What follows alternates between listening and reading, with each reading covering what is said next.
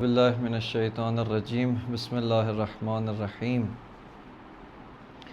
رب اشرح لی صدری ویسر لی امری واحلل عقدۃ من لسانی یفقہوا قولی۔ خب الحمدللہ، توفیق الہی سے ہماری بات حکمت مطالعہ کورس کے اندر دوسرا جو موضوع ہے آغاز فلسفہ و اصل الواقعیت، اس کے اندر جاری تھی اور بہت سارے مطالب آپ کی خدمت میں پیش کیے۔ اس سے پہلے کہ میں اصلی موضوع کے اوپر آؤں، میں صرف ایک نقطہ آپ کی خدمت میں عرض کرنا چاہتا ہوں کہ ممکن ہے کہ بعض دوستوں کے ذہن میں شاید یہ تصور پیدا ہو، یہ غلط فہمی پیدا ہو کہ اس کورس کے اندر ان کے تمام فلسفی سوالات، مباحث سب کچھ حل ہو جائے گا، یعنی ان 7-8 دنوں میں کوئی معجزہ رونما ہوگا کہ تمام کے تمام فلسفی مباحث جو ہیں جس کو پڑھنے اور پڑھانے میں سالوں لگ جاتے ہیں، وہ ظاہراً یا تو ان کو کسی نہ کسی طریقے سے سمجھ میں آ جائیں گی یا بالکل فلسوف بن جائیں گے۔ تو ایسا نہیں ہے۔ دیکھیں، یہاں پر در حقیقت اس کورس کا جو مقصد ہے وہ مقصد یہ ہے کہ ہم علم فلسفہ سے آشنائی کا جو ایک درست طریقہ کار ہے اس کا دروازہ کھولیں، اس کو شروع کریں۔ در حقیقت یہ نقطہ آغاز ہے، یعنی اس کورس کا آغاز ایک نقطہ آغاز ہے، نہ کہ اس کے اختتام پر علم فلسفہ ختم نہیں ہوگا، اس کا سفر پھر بھی جاری رہے گا۔ لہٰذا یہاں پر ہم نے کوشش کی ہے کہ وہ جو اہم ترین مباحث جو فلسفے کے اور بالخصوص ملا صدرہ کا جو فلسفہ ہے اس کی ریڑھ کی ہڈی کی حیثیت رکھتے ہیں، اس کے ستون ہیں، اس کے اساسی ترین پلر ہیں اور اس کے اوپر یہ پورا فلسفہ کھڑا ہوا ہے، وہ آپ کی خدمت میں پیش کریں۔ لہٰذا ایک یہ مقصد ہے۔ دوسرا مقصد دیکھیں، ایک اور چیز جس کی طرف میں چاہتا ہوں کہ آپ دوستان توجہ کریں، اور وہ یہ ہے کہ جب بھی کوئی مسئلہ سوال آپ کے ذہنوں میں پیش آتا ہے، ہماری کوشش یہ ہوتی ہے کہ ہم اس سوال پر خود غور و فکر کیے بغیر اس کا جواب کسی اور سے حاصل کر لیں۔ اگر آپ کسی اور سے اس کا سوال یعنی خود سوچے بغیر، خود تفکر کیے بغیر، خود اپنے ذہن کو مشقت میں ڈالے بغیر مسائل کا اور سوالات کا جواب دوسروں سے لیتے رہیں گے نا، یہاں پر آپ کے ذہن کو سوچنے کی عادت نہیں پڑے گی، آپ کا ذہن تفکر فلسفی رکھنے والا ذہن نہیں بنے گا۔ جس طرح ہمارے بعض اساتید کہتے ہیں کہ جس طرح سے آپ مارکیٹ جاتے ہیں، ڈبے میں پیک چیز لے کر آتے ہیں، اب وہ چیز استعمال کے لیے ہوتی ہے، خدا نے آپ کو پیدا کیا ہے، یہ پیک ذہن دیا ہے، اب اسی طرح اس کو ان ٹچ واپس نہیں لے کے جانا۔ تو یہاں پر ہماری کوشش یہ ہے کہ آپ کو وہ بنیادیں، وہ مبانی دیے جائیں کہ جس کی اساس پر بہت سارے اور مسائل آپ خود حل کر سکیں، یعنی تھوڑا بہت غور و فکر تفکر کر کے، تھوڑا بہت اور اس کے اندر دقت کر کے، اس سے آپ اور بہت سارے مسائل، بہت ساری اور چیزیں حل کر سکیں۔ لہٰذا یہ دو نقطے ضروری سمجھا کہ یہاں پر ہم اپنے موضوع سے پہلے عرض کریں۔ ہماری بات تھی، دوسرا جو ٹاپک تھا حکمت مطالعہ کورس کے اندر، آغاز فلسفہ و اصل الواقعیت، اس کے ضمن میں بعض مطالب عرض کیے۔ شیخ رئیس بو علی سینا کی روش کیا تھی وہ بھی آپ کی خدمت میں بیان کی۔ جناب شیخ اشراق شیخ شہاب الدین سہروردی نے کیا طریقہ کار فلسفے کے آغاز کا اختیار کیا، وہ آپ کی خدمت میں پیش کیا۔ اسی طرح ملا صدرہ اور علامہ طباطبائی کی روش کیا ہے اس کو آپ کی خدمت میں پیش کیا، اور وہیں سے ہمیں معلوم ہوتا ہے کہ علامہ طباطبائی رحمۃ اللہ علیہ فرماتے ہیں کہ اساساً اگر ہم علم فلسفہ میں وارد ہونا چاہتے ہیں اور اس کو صحیح طور پہ سمجھنا چاہتے ہیں تو ہمیں فلسفے کا آغاز نفی سفسطہ سے کرنا چاہیے، انکار سفسطہ سے کرنا چاہیے۔ سفسطہ کے 3 مراحل آپ کی خدمت میں عرض کیے کہ ایک جو سب سے اس کا شدید ترین مرحلہ ہے، جس کے اندر جو سوفسطائی ہوتا ہے، جو اس مرض کے اندر مبتلا ہوتا ہے، وہ تمام اور ہر قسم کی واقعیت کا انکار کرتا ہے، یعنی وہ یہ کہتا ہے کہ نہ میں حقیقت رکھتا ہوں، جب اپنے آپ کو ہی حقیقت اور واقعیت نہیں سمجھتا تو اپنے سے باہر کسی اور چیز کو بھی حقیقت اور واقعیت نہیں سمجھتا۔ لہٰذا اس میں ہر قسم کی حقیقت، ہر قسم کی واقعیت، ہر قسم کی ریئلٹی کا انکار موجود ہوتا ہے، اور کہتا ہے کہ یہ سب کچھ توہم اور ایک آپ کہیں تخیل ہے، اس سے زیادہ کچھ نہیں ہے۔ دوسری طرح کا جو سفسطہ تھا، دوسری سطح کا جو سفسطہ ہے وہ یہ ہے کہ جس کے اندر سوفسطائی کم از کم اپنے وجود کو تسلیم کرتا ہے، مانتا ہے کہ میں ایک حقیقت ہوں اور میں موجود ہوں، لیکن مجھ سے باہر کوئی بھی چیز موجود نہیں ہے۔ اس کے بعد تیسری سطح کا جو سفسطہ آتا ہے وہ یہ ہوتا ہے کہ انسان اپنے وجود کو بھی تسلیم کرتا ہے، خارج میں موجود اشیاء کو بھی تسلیم کرتا ہے، لیکن وہ یہ کہتا ہے کہ ہمارے پاس اپنے سے باہر خارج میں جو موجود اشیاء ہیں ان کا علم حاصل کرنے کا کوئی راستہ نہیں، یعنی ہمارے لیے ان کا علم حاصل کرنے کے راستے بند ہیں، یعنی ہم تکوینی طور پہ ہم بائی ڈیفالٹ ایسے پیدا ہوئے ہیں کہ ہم کسی چیز کی شناخت و معرفت حاصل نہیں کر سکتے۔ علامہ طباطبائی فرماتے ہیں کہ اگر ہم فلسفے کو صحیح طور پہ سمجھنا چاہتے ہیں تو ان تین طرح کے سفسطے کو عبور کریں، اس کا انکار کریں، پھر ہم علم فلسفہ کے اندر وارد ہوں گے اور پھر ہمیں علم فلسفہ کی درست اور صحیح طور پر تصور و تصویر ہمارے سامنے پیش آئے گی۔ اب یہیں سے اب آپ نے جیسے ہی سفسطے کا انکار کرتا، اب یہاں پہ جو موضوع قابل دقت ہے اور جس کو بعض دوستان کے سوالات بھی تھے اس کے بارے میں، وہ یہ تھا کہ ایک دفعہ ہم کہتے ہیں کہ جسم ایک ریالٹی ہے، ہمیں بات سمجھ میں آتی ہے، ایک دفعہ آپ کہتے ہیں کہ مثال کے طور پہ درخت، یہ پودا یا انسان ایک حقیقت ہے، پرندے جانور ایک حقیقت ہے، یہ بات سمجھ میں آتی ہے، لیکن ایک دفعہ آپ کہہ رہے ہیں اصل الواقعیت، اس کا کیا مطلب ہے؟ یعنی ایک ایسی ریالٹی، ایک ایسی واقعیت، ایک ایسا وجود جو ان تمام قید اور محدودیت سے باہر ہو، جو جسمانی قید میں نہیں ہے، جو مثال کے طور پہ عالم مادہ کی قید میں نہیں ہے، اس کا کیا مطلب ہے؟ اور اس کا کیا مطلب ہے؟ یعنی اس کو ہم کیسے تصور کر سکتے ہیں، اس کو ہم کیسے کنسیپچولائز کر سکتے ہیں، اس کو کیسے ہم سمجھ سکتے ہیں؟ دیکھیں یہیں پر آپ کو ایک چیز جو اپنے ساتھ آپ نے مشق کرنی ہے، تمرین کرنی ہے، پریکٹس کرنی ہے، وہ یہ کہ آہستہ آہستہ اپنے آپ کو محسوسات کے دائرے سے باہر نکال کر عقلی و معقولات کے دائرے میں لے کر آئے۔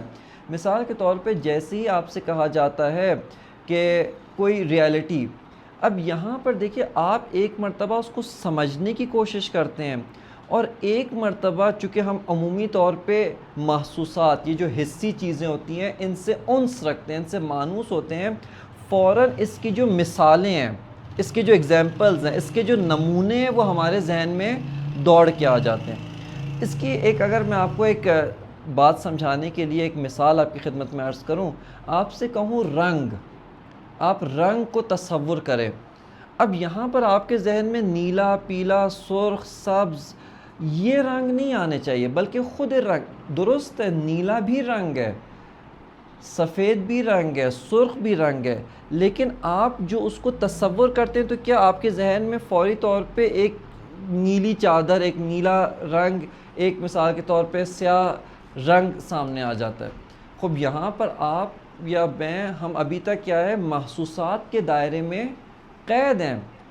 تھوڑا سا آئیں، آ کر کے درست ہے نیلا بھی رنگ ہے، پیلا بھی، یہ سارے رنگ ہیں، لیکن ایک چیز کیا ہے، رنگ جو نہ نیلا نہ پیلا کسی بھی قید میں مقید نہیں ہے، کسی بھی چیز میں محدود، اصل رنگ، خود رنگ کیا ہے؟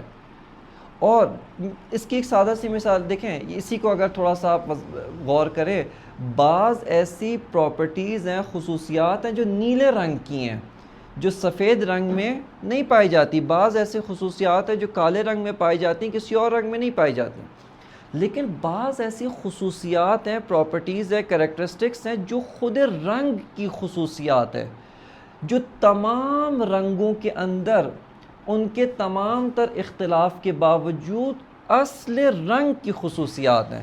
بس اس کا مطلب ہے کہ رنگ کیا ہے، ان قید، یہ جو محدودیت ہے نیلا ہونے کی، سفید ہونے کی، سیاہ ہونے کی، اس سے بالاتر ایک چیز ہے رنگ، خود رنگ ایک چیز ہے، صحیح؟ کیا اس کی کیا کوالٹی ہے، کیا اس کی پراپرٹی ہے؟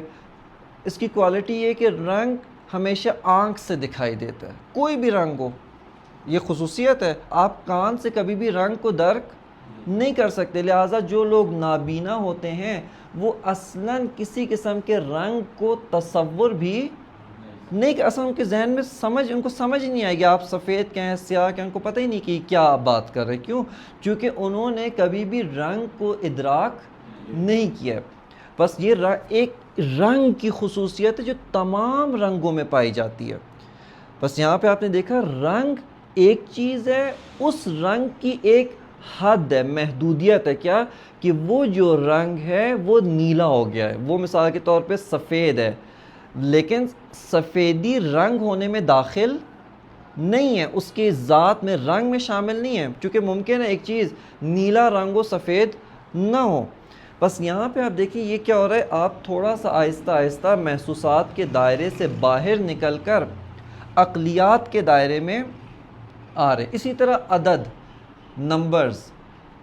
اب جیسی میں آپ سے کہوں عدد کو تصور کریں یا عدد کو اپنے ذہن میں لیں، آپ کے ذہن میں کیا چیز آ جائے گی؟ 1 2 3 4 سے لے کے 1000 تک یا اس سے بھی آگے عدد. خوب یہ عدد کا مطلب اور معنی نہیں ہے، اس کی میننگ نہیں ہے، یہ اس کی ایگزامپلز ہیں، یہ اس کی مثالیں ہیں، اس کے نمونے ہیں. خوب عدد کیا ہے؟ خوب عدد ایک ایسی چیز ہے، ایک ایسا مفہوم ہے، کانسیپٹ ہے جس کے تحت، جس کے ماتحت یہ سب آ جاتے ہیں، لیکن عدد ان میں منحصر نہیں ہے، اس سے ماورا ایک چیز ہے. اسی طرح جب ہم کہتے ہیں اصل الواقعیت، تو اصل الواقعیت جسمانی واقعیت میں یا مثال کے طور پہ انسانی واقعیت میں یا پتھر کی واقعیت، اس کے اندر محدود نہیں ہے. یہاں پہ آپ کو اور ہمیں کوشش، یعنی اس کو تمرین کریں، باقاعدہ پریکٹس کریں مختلف چیزوں کے اندر، کہ ہم اپنے آپ کو محسوسات، یہ جو 5 سینسز سے جو چیزیں حاصل ہوتی ہیں، اس کے دائرے سے اوپر لے کے آئے. مثال کے طور پہ ذائقہ. خوب ذائقہ مرچ بھی ہو سکتا ہے، مثال کے طور پہ تند بھی ہو سکتا ہے، میٹھا بھی ہو سکتا ہے، کڑوا بھی ہو سکتا ہے، نمکین بھی ہو سکتا ہے. خوب یہ ذائقے ہیں، لیکن خود ذائقہ کیا چیز ہے؟ خود اگر آپ کسی وقت خود اپنے ذہن میں ذائقے کو تصور سے مراد کیا ہے کہ وہاں پہ آپ کے سامنے بریانی نہیں آنی چاہیے، وہاں پہ آپ کے سامنے حلوہ نہ آئے، بلکہ کیا چیز ہے؟ خود ذائقے کو سمجھ سکیں اور خود ذائقے کو سمجھا سکیں. اول سمجھ سکیں اور سمجھا سکیں، اس کا مطلب کیا ہے کہ آپ نے تمام اس کی مثالوں سے، اس کی ایگزامپل سے ہٹ کر ذائقے کو تصور کر لیا، ذائقے کو آپ نے سمجھ لیا کہ جو ایک آپ کی ارتقاء ہے آپ کا، یعنی محسوسات. چونکہ جانور جو ہوتے ہیں نا، جانور سے مراد یہ چارپائے حیوان، خب یہ جانور انہی محسوسات کی سطح پہ ہوتے ہیں.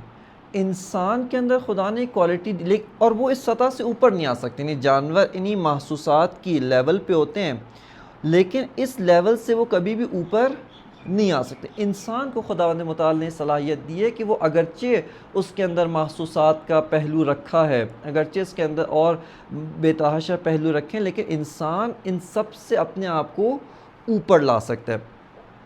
اب جب ہم کہتے ہیں نفی سفسطہ و اصل الواقعیت، اس کے اندر ہمیں یہی چیز تصور کرنی ہے، یعنی واقعیت، وجود، ہستی، ہونا، ایگزسٹنس، ریالٹی، یہ سارے الفاظ ایک حقیقت کو بیان کر رہے ہیں کہ وہ حقیقت جو ہے نا، وہ جسم کے اندر، پتھر ہونے میں، انسان ہونے میں لمیٹڈ نہیں ہے، محدود نہیں ہے ان کے اندر، بلکہ اگرچہ یہ جسم بھی ایک ریالٹی ہے، لیکن وہ ریالٹی اس کے اندر لمیٹڈ اور محدود نہیں. اس سے ماورا آپ سوچ سکیں، اس سے ماورا آپ جو ہے وہ سمجھ سکیں. اور وہ کیا ہے؟ اور وہ یہ ہے کہ دیکھیں اب یہاں پہ بہت دقت کریں، تاکہ چونکہ بعد میں جب ہم، یعنی یہیں پہ آپ کو سمجھ بہت سارے اور مطالب، فلسفی مطالب کی بنیاد یہیں پہ پڑ جائے گی آپ کو.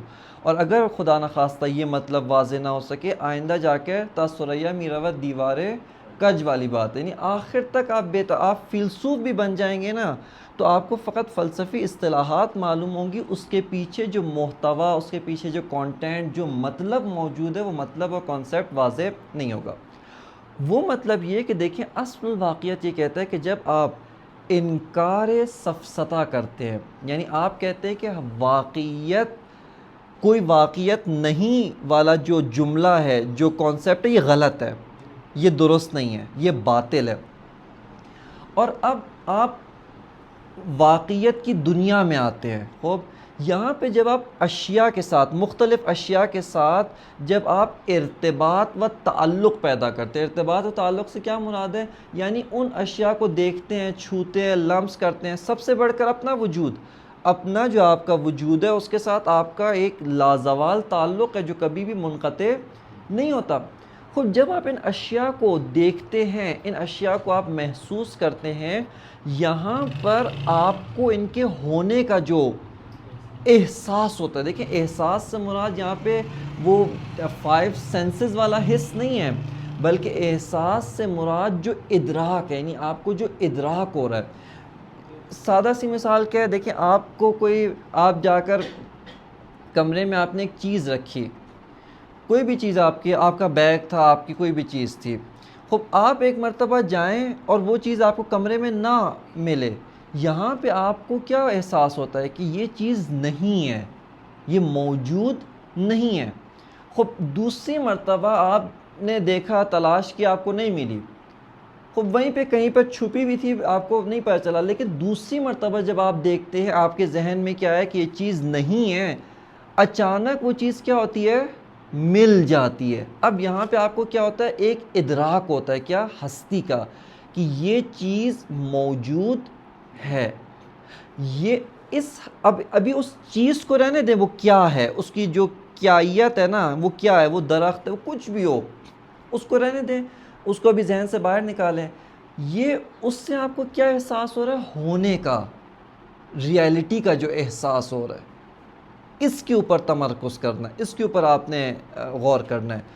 یہ احساس ہمیں تمام واقعی اور حقیقی چیزوں سے یہ احساس مل رہا ہوتا ہے ہونے کا. یعنی دیکھیں ضروری نہیں ہے آپ ایک انسان، آپ فرض کریں اس کو ابو علی سینا نے ایک، جیسے بعض ایکسپیریمنٹس ہوتے ہیں جو لیبارٹری میں کیے جاتے ہیں، بعض ایکسپیریمنٹس ہوتے ہیں تھاٹ ایکسپیریمنٹس. تھاٹ ایکسپیریمنٹ کیا ہوتا ہے؟ وہ ایک فرضی چیز نہیں ہوتی. یہ فرضی چیز سے مراد ایک دفعہ آپ تخیل کر رہے ہوتے ہیں، تخیل نہیں ہوتا، بلکہ وہ ایک ایسا ایکسپیریمنٹ ہے جس کو ہم اپنی زندگی کے اندر باہر کی دنیا میں انجام نہیں دے سکتے، لیکن وہ ایکسپیریمنٹ ایک ریالٹی ہوتا ہے. کیا مطلب؟ اس کو کبھی سرچ کرے تھاٹ ایکسپیریمنٹ کیا ہوتا ہے.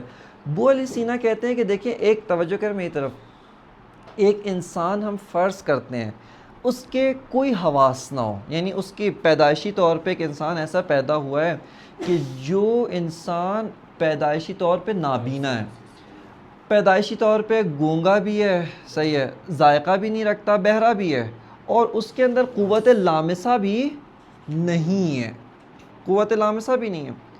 لیکن یہ انسان زندہ انسان، مردہ کی بات نہیں کر رہا، مرا ہوا نہیں ہے، زندہ ہے.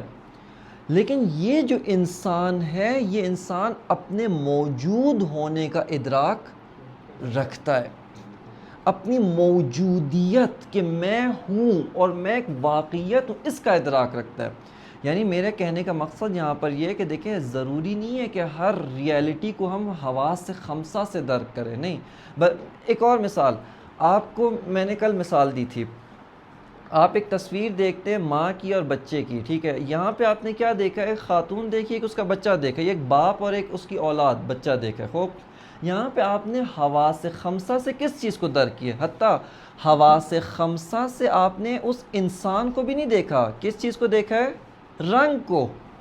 یعنی ابھی جو میں آپ کو دیکھ رہا ہوں تو میں شکل کو اور رنگ کو، کلر اور شیپ، اس کو دیکھ رہا ہوں. یعنی آنکھ میری کس چیز کو درک کر رہی ہے؟ ہاں یہاں پر کیا ہے؟ اس آنکھ کی جو آبزرویشن ہے اس کے پیچھے عقل موجود ہے، اور وہ عقل اس چیز کو درک کر رہی ہے کہ یہ جو شیپ، یہ جو کلر ہے، یہ ہوا میں تو نہیں ہے، اس کے پیچھے کوئی واقعیت ہے. دیکھیں آنکھ کی لیمیٹیشنز ہیں. آنکھ سے مراد صرف انسانی آنکھ نہیں، جو بھی آپ چیل کی آنکھ بھی لے آئیں، مثال کے طور پہ تیز ترین آنکھ لے آئیں، ایک تو لیمیٹیشن انسانی آنکھ کی کیا ہے کہ ایک خاص رنگ، ایک خاص فریکوینسی کو دیکھ پاتی ہے، اس سے اوپر اور اس سے نیچے نہیں دیکھ سکتی، ایک خاص سائز کو دیکھتی. اس کو بھی آپ فی الحال رہنے دیں، آپ سمجھے ایک ایسی آنکھ ہے جو تمام ان لیمیٹیشن سے باہر ہے، لیکن آنکھ ہے، آبزرویشن ہے، جو آئی والی آبزرویشن مراد ہے. خوب یہ کیا ہے؟ فقط اور فقط رنگ اور شیپ کو دیکھ سکتی ہے. یہ کبھی بھی موج جو آواز کی جو ویو ہے اس کو آنکھ کبھی بھی درک نہیں کر سکتی، چونکہ اس کی یہ رینج سے ہی باہر ہے، اس کو آنکھ درک کرنے کی صلاحیت نہیں رکھتی. ٹھیک ہے. اسی طرح جو کان ہے وہ کان ایک خاص لمیٹیشنز رکھتا ہے. یہاں پر کیا ہے؟ ایک ایسا ادراک ہے کہ جو ہماری عقل انجام دے رہی ہے. لیکن عقل کیسے انجام دے رہی ہے؟ میں جو آپ کو دیکھ رہا ہوں، رنگ کو دیکھ رہا ہوں، یہیں پہ عقل حاضر ہو کر بہت ساری اور چیزوں کو حاصل کر رہی ہے، ان کا علم حاصل کر رہی ہے. جیسے ابھی پہلے مثال دی آپ کو ماں اور بچے کی یا باپ اور اولاد کی. خب یہاں پہ آپ نے کیا دیکھا؟ زیادہ سے زیادہ آپ کی آنکھ نے کچھ رنگ دیکھے. ایک چیز جو آپ کی عقل نے یہاں پر درک کیا کہ یہ رنگ کیا ہے؟ انسان ہے، یہ دوسرا انسان. دوسری چیز جو آپ نے درک کی اسی سے، وہ کیا درک کی؟ کہ ان کے درمیان ایک اور ریالٹی کا نام ہے، اور وہ کیا ہے؟ محبت. محبت ایک ایسی ریالٹی ہے، ایک ایسی حقیقت ہے جو واقعاً موجود ہے. اس کو ہم فیل کرتے ہیں، اس کو ہم اس کے آثار دیکھتے ہیں، اس کے بہت سارے اور جو ہے وہ ایفیکٹس دیکھتے ہیں، لیکن یہ محبت حواس خمسہ سے درک نہیں ہوتی. بس تمام واقعات حواس خمسہ سے درک نہیں ہوتی. اب یہ جو میں نے آپ کی خدمت میں عرض کرنا چاہ رہا ہوں کہ اصل الواقعیت کا کانسیپٹ کیا کہتے ہیں؟ اصل الواقعیت یہ کہتا ہے کہ جب ہم اشیاء کے ساتھ ہمارا ارتباط برقرار ہوتا ہے. یہ ارتباط مختلف طرح سے ہو سکتا ہے. ہاں، یہ ارتباط ضروری نہیں ہے کہ حواس خمسہ سے ارتباط برقرار ہو. مثال کے طور پہ آپ کا اپنے ساتھ جو تعلق ہے، خوب آپ کا اپنے ساتھ تعلق حواس خمسہ سے نہیں ہے. آپ کو اپنا چہرہ دیکھنے کے لیے آئینے کی ضرورت پڑتی ہے، لیکن آپ کو فرض کریں کوئی آئینہ نہ ہو، آپ کو ہزار دلیلیں کوئی پیش کرے، ہزار بندے آ کے کہیں کہ آپ نہیں ہیں، آپ دیکھے بغیر، سنے بغیر، سونگے بغیر کہتے ہیں یار میں ہوں، چونکہ میں اپنے ہونے کو، اپنے موجود ہونے کو درک کر رہا ہوں. بس یہاں پہ کیا ہے؟ مختلف اشیاء ہمیں ایک پیغام دے رہی ہیں، ایک سگنل دے رہی ہیں، اور وہ کیا دے رہی ہیں؟ کہ ہم ہیں، ہم ایک ریالٹی ہیں، ہم واقعیت رکھتے ہیں، ہم سفسطہ نہیں ہیں، ہم جو ایسا نہیں ہے وہم و خیال و تخیل نہیں ہے، بلکہ ہم ایک ریالٹی ہیں. یہ تمام اشیاء سے ہمیں کیا ہو رہا ہے؟ ایک لسان مشترک آپ کہہ لیں، ایک مشترک ایک فریکوینسی ان سے مل رہی ہے، اور وہ کیا ہے؟ کہ ہم موجود ہیں. اگرچہ وہ اشیاء یہیں پر یہ کہہ رہی ہیں کہ میں ہوں، لیکن میں انسان ہوں. دوسری چیز یہ کہہ رہی ہے کہ میں میز ہوں، ایک چیز کہہ رہی ہے میں درخت ہوں. لیکن آپ فی الحال اس کے جو دوسرا اسپیکٹ ہے، دوسرا پہلو، یعنی اس کی کیا ہونا، کیائیت آپ اس کا نام رکھ لیں کہ کیا ہے، اس کو فی الحال سائٹ پہ رکھیں. ایک جو کامن چیز جو یہ سب کی سب اشیاء ہمیں بتا رہی ہیں وہ کیا ہے؟ کہ ہم سب کے سب ریالٹی ہیں، ایگزسٹنس ہیں، وجود رکھتے ہیں، موجود ہیں. صحیح ہے. اس کو اصل الواقعیت کہتے ہیں. اصل الواقعیت کیا؟ یعنی وہ تمام اشیاء کا مشترکہ پیغام، ان کی جو مشترکہ لسان ہے، ان کے اختلافات، ان کے تمام تر جو تفرقے ہیں اس کو بھلا کر ان کا جو مشترکہ وجودی پیغام، زبان سے نہیں بولتی، ان کا وجودی جو پیغام ہے وہ کیا ہے؟ کہ ہم سب کے سب موجود ہے، ہم سب کے سب ایگزسٹنس رکھتے ہیں.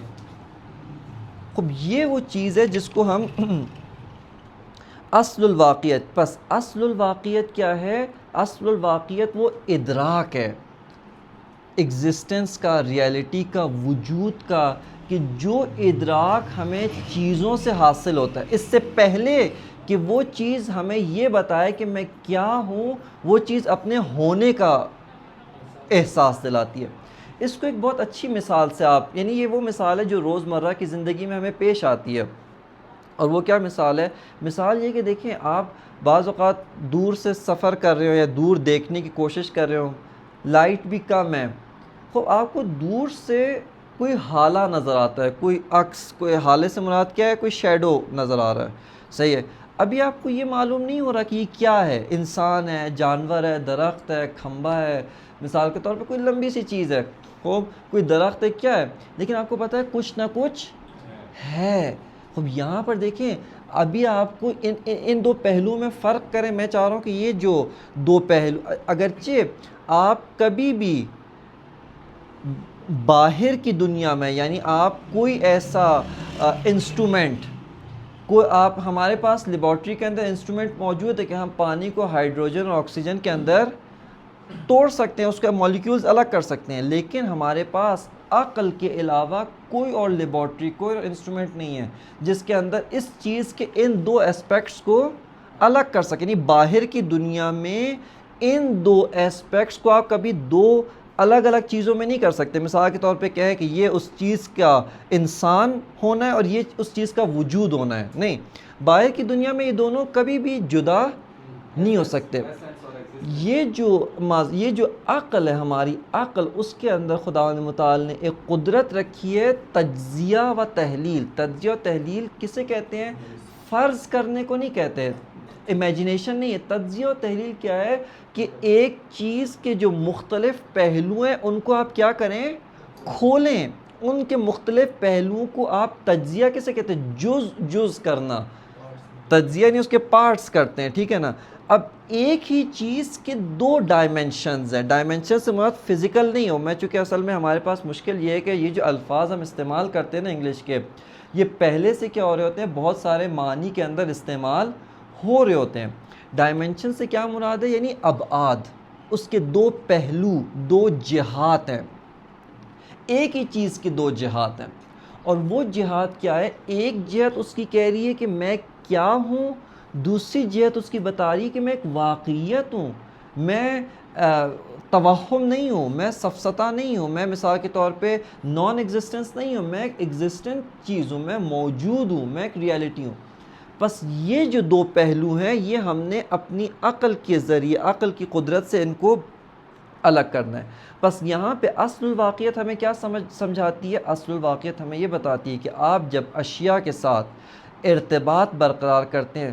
ایک اور مشکل جو یہاں پر ہمیں اصل الواقعیت کو سمجھنے میں آتی ہے نا، وہ یہ ہے کہ چونکہ ہم، جیسا وہ مچھلی ہوتی ہے نا جو پانی کے اندر رہ رہی ہوتی ہے، اس کو پانی کی حقیقت کا علم نہیں ہوتا. اس کو پانی کے بارے میں، اس سے پانی کے بارے میں آپ پوچھیں تو اس کو پانی کا ہی علم نہیں ہوگا. اسی طرح ہم چونکہ اپنی زندگی کے اندر پیدائش سے لے کر آخری عمر تک واقعات کے درمیان زندگی گزار رہے ہیں، انہی ریالٹیز سے ہمارا سروکار ہے. خب یہ تو بعض افراد ہیں جو ذہنی امراض کا شکار ہو جاتے ہیں، عرض کیا جو سفسطے کی دنیا میں، ان کے بھی پیچھے اگر دیکھیں نا، ان کے سفسطے کی کوئی دلیل نہیں ہے، آرگیومنٹ نہیں ہے. ان کے پیچھے، ان کی زندگی، بہت ساروں کے پیچھے، یہ حقیقت ہے، بہت ساروں کے پیچھے ان کی زندگی کی گھریلو مشکلات تھیں، ان کی معاشرتی مشکلات تھی. جیسے ہوتا ہے ہمارے ہاں بھی ہوتا ہے، معاشرتی مشکلات سے تنگ آ کے ہمارے ذہن میں فلسفی سوال پیدا ہوتے ہیں کہ خدا نے ہمیں پیدا کیوں کیا تھا. یعنی اصلا خدا نہ، وہ کیا تھا مرزا غالب، میں نہ ہوتا تو کیا ہوتا، اس سے پیچھے پورا شعر، ڈبویا مجھ کو ہونے نے، میں نہ ہوتا تو. تو اس کے پیچھے کیا ہے؟ اس سوال کے پیچھے اس کی گھریلو مشکلات ہیں. سوال کے پیچھے پیٹ خالی ہے، آپ اس کا پیٹ بھر دیں، یہ سوال بھی کیا ہو جائے گا؟ ختم ہو جائے گا. خب پھر اس کے بعد جو ہے نا وہ اسی طرح سے سفسطے کے پیچھے کوئی دلیل نہیں ہے، کوئی آرگیومنٹ، کوئی ریشنل آرگیومنٹ ہو، کوئی آرگیومنٹ نہیں ہے. اس کے پیچھے سائیکلوجیکل مشکل، میں یہ آپ کو واقعیت بتا رہا ہوں، آپ اس کو جوک نہیں سمجھا. بہت سارے جن کو آج ہم فیلسوف کہتے ہیں، در حقیقت وہ صوفستائی ہیں، سفسطے کی دنیا میں رہتے ہیں. ان کی زندگی میں کچھ حالات، کچھ واقعات پیش ہے اور ان کے بعد ان کی خاص نفسیاتی کیفیت بن گئی اور وہ اس کیفیت کا شکار ہوئے. خوب، بس یہ جو ہمارا ادراک تھا، یہ جو ہمارا، میں یہ عرض کر رہا تھا یہاں پہ کہ ہم اس مچھلی کی طرح کیوں ہمیں اصل الواقعیت کو درک کرنے میں ایک مشکل ہوتی ہے، چونکہ ہم اسی کے اندر گھرے ہوئے ہیں، اسی کی لپیٹ میں. جیسے مچھلی پانی سے مکمل طور پہ، پانی اس کے اوپر احاطہ کیا ہوا ہوتا ہے اور کبھی بھی کسی بھی لحظہ وہ پانی سے جدا نہیں ہوتی، اسی طرح چونکہ اس واقعیت نے، اس ایگزسٹنس اور وجود نے ہمارا احاطہ کیا ہوا اور ہم کسی بھی لحظے اس سے جدا نہیں ہوتے، ایک دشواری یہ پیش آتی ہے. وگرنہ ہم ایک لحظہ کے لیے، آپ وجود سے جدا ہوں، آپ نابود ہو جائیں گے، اصلا ہیچ نیستی اس میں تبدیل ہو جائیں گے. بس یہ ایک وہ چیز ہے کہ علم فلسفہ کیا کرتا ہے، یہی جو آپ جس کو بغیر، یعنی اس کی طرف توجہ کیے بغیر جس چیز سے آپ کا سروکار ہے نا، اسی چیز کو آپ کے ادراک میں شعوری طور پہ آپ کی توجہ اس کی طرف دلاتا ہے. یعنی اگر آپ مثال واقعیت کے اندر گھیرے ہوئے ہیں، توجہ نہیں ہے، اسی کے اندر زندگی گزار رہے ہیں، علم فلسفہ کی کیا کرتا ہے، وہ چیز جس سے ہم مبتلا بے ہے صبح سے شام تک، زندگی کے آغاز سے لے کر اختتام تک ہمارا اس سے سروکار ہے، آ کر شعوری طور پہ ہمارے سامنے اس کو بیان کرتا ہے. پس اصل الواقعیت کا کانسیپٹ آپ کی خدمت میں رکھا کہ سفسطے سے تکرار کیوں کر رہا ہوں، تاکہ واضح ہو جائے. یعنی کہ جب ہم سفسطے سے عبور کرتے ہیں، عبور کرنے کے بعد جو ادراک، جو چیزوں سے ہمیں علم اور ادراک حاصل ہوتا ہے، اس کا ایک پہلو کیا ہے، ایک لسان مشترک ہے ہر چیز سے، اور وہ کیا کہتی ہے کہ میں ہوں، میں واقعیت ہوں، میں موجود ہوں، میں ہستی ہوں، میں ایگزسٹنس رکھتی ہوں. اس کو اصل الواقعیت کہتے ہیں. اچھا، اسی اصل الواقعیت سے جو تیسرا موضوع، اب دیکھیں ترتیب منطقی سے ہم چل رہے ہیں، ایک لاجیکل سیکوینس ہمارے پاس موجود ہے. یہیں سے ایک تیسرا جو فلسفی کانسیپٹ نکلتا ہے، جو ہمارے اس کورس کا تیسرا اصلی موضوع ہے، وہ ہے اشتراک معنوی وجود. خب اس اصطلاح کو ابھی رہنے دیں، اتنی پیچیدہ اصطلاح جو ہے نا اس کو رہنے دیں. اشتراک معنوی وجود، اس کو اصطلاح کو رہنے دیں، سمجھتے ہیں پہلے کہ ہے کیا چیز، پھر دیکھتے ہیں کہ دیکھیں یہی جو بہت ساری اشیاء ہیں، بہت سارے جو موجودات ہیں اور جن کے ساتھ ہمارا ارتباط، ہمارا ان سے تعلق پیدا ہوتا ہے، ٹھیک ہے، یہ تعلق میں نے کہا یہ تعلق حسی بھی ہو سکتا ہے، غیر حسی بھی ہو سکتا ہے. یہ ادراک حسی، اس کا یہ مطلب نہیں کہ ادراک حسی کو آپ نے باہر نکال دینا، نہیں. ممکن ہے ارتباط حسی ہو، مثلا اسٹیبل کو میں لمس کر رہا ہوں، اسٹیبل کو چھو کر محسوس کر رہا ہوں، ٹھیک ہے، یہ ادراک حسی ہے. یا آپ کے جسم پہ لباس ہے، خوب یہ لباس کو آپ کیا کر رہے ہیں، اپنے پورے، صرف ادراک حسی ہاتھ سے نہیں ہوتا، پورے جسم سے ہوتا ہے. یعنی لمس جو ہے یہ قوت لامسہ آپ کے پورے جسم میں ہے. لہٰذا آپ کا اگر لباس کھردرا ہو، خوب آپ کو پیٹھ کے اوپر چبھ رہا ہوتا ہے، جسم کے کسی اور حصے پہ چبھ رہا ہوتا ہے. کیوں؟ چونکہ وہاں پر بھی ادراک حسی موجود ہے. قوت لامسہ کو کیا کہتے ہیں؟ ٹچ کرنے کی، یعنی جو ٹچ کرنے کی جو سینس ہے، یہ پورے جسم میں موجود ہے. بس اصل الواقعیت، یہ چیزوں کے ساتھ جو ہم ارتباط پیدا کرتے ہیں، ممکن ہے حسی ہو، ممکن ہے غیر حسی ہو، عقلی ہو، کسی اور لیول کا ادراک ہو سکتا ہے. خوب اب یہاں پر جب ہم چیزوں کے ساتھ ارتباط پیدا کر رہے ہیں، ان کے ساتھ تعلق پیدا ہو رہا ہے، ادراک اس کو کر رہے ہیں، اور یہاں پر ہمیں ان تمام چیزوں سے ایک مشترکہ ادراک مل رہا ہے، اور وہ کیا ہے کہ ہم ہستی ہیں، ہم موجود ہیں، ہم ایگزسٹنس ہیں. اچھا، اسی کے ساتھ ساتھ وہ ایک اور جو ہمیں پیغام دے رہے ہیں، وہ یہ دے رہے ہیں کہ میں دوسرے سے جدا بھی ہوں. اگرچہ میں بھی موجود ہوں، وہ بھی موجود ہے، لیکن میرا جو ذات ہے، میری جو آپ کے موجودیت ہے، میری جو ہویت ہے، میں کیا ہوں، وہ دوسرے کے کیا ہونے سے ڈیفرنٹ ہے. یہ چیز کہہ رہی ہے کہ میں میز ہوں، میں لکڑی ہوں. دوسری چیز کہہ رہی ہے کہ میں پتھر ہوں. میری بعض ایسی کوالٹیز ہیں کہ جو میرے اندر پائی جاتی ہیں، دوسری کسی چیز میں نہیں پائی جاتی. بس یہاں پر ایک ہی چیز آپ کو کیا کر رہی ہے، دو الگ الگ ادراک دے رہی ہے. یعنی ایک ہی چیز سے آپ کو دو الگ الگ قسم کے ادراک و علم حاصل ہو رہا ہے. ایک اس کے ہونے کا، ایک اس کی ایگزسٹنس کا، اور دوسرا اس کے کیا ہونے کا، کہ وہ کیا ہے. اب اس کے اندر جی وہ ایک بہت، وہ اس میں ابھی میں معذرت چاہتا ہوں، اس کو اگر ابھی فی الحال رہنے دینا، اس کو رہنے دیں، وہ انشاءاللہ دیکھتے ہیں اس کے اندر کہ وہ جو ہے نا کیا چیز ہے، اور اس کے اندر وہ کیا کہنا چاہتے ہیں. خب ابھی جو ایک شے سے یہ دو ہمیں جو کانسیپٹس مل رہے ہیں، یہ جو دو ادراک و علم ہمیں حاصل ہو رہے ہیں، یہ دو علم بھی ایک نہیں ہے. توجہ کریں یہاں پر، کیوں؟ چونکہ ایک چیز، ایک جو علم ہے اس کے ہونے کا، وہ اسی شے کو باقی اشیاء کے ساتھ مماثل کر رہی ہے، اس کے مثل قرار دے رہی ہے. کیوں؟ چونکہ یہ بھی چیز کہہ رہی ہے کہ میں بھی موجود ہوں، دوسری چیز کہہ رہی ہے میں بھی موجود ہوں، تیسری چیز کہہ رہی ہے میں بھی موجود ہوں. یہ ان کے درمیان سملر ایک کوالٹی ہے کہ سب کی سب اشیاء ریالٹی ہیں, سب کی سب اشیاء وجود ہیں اور موجود ہیں. لیکن دوسرا جو کانسیپٹ ہے, دوسرا جو علم ہے, ادراک ہے, جو اسی چیز سے حاصل ہو رہا ہے, کہیں باہر سے ہمیں حاصل نہیں ہو رہا, وہ اس چیز کو دوسری اشیاء سے متمایز کر رہی ہے, ڈسٹنگوش کرتی ہے, ڈفرینشیٹ کر رہی ہے. یہ چیز کہہ رہی ہے کہ میں درخت ہوں, یہ کہہ رہا ہے میں جانور ہوں. مثال کے طور جانوروں میں بھی ہزاروں اقسام ہیں, ایک مثلا شیر ہے, ایک بھیڑیا ہے, ایک کچھ اور ہے, خب یہ ہزار, ہر ایک دوسرے سے جدا ہے.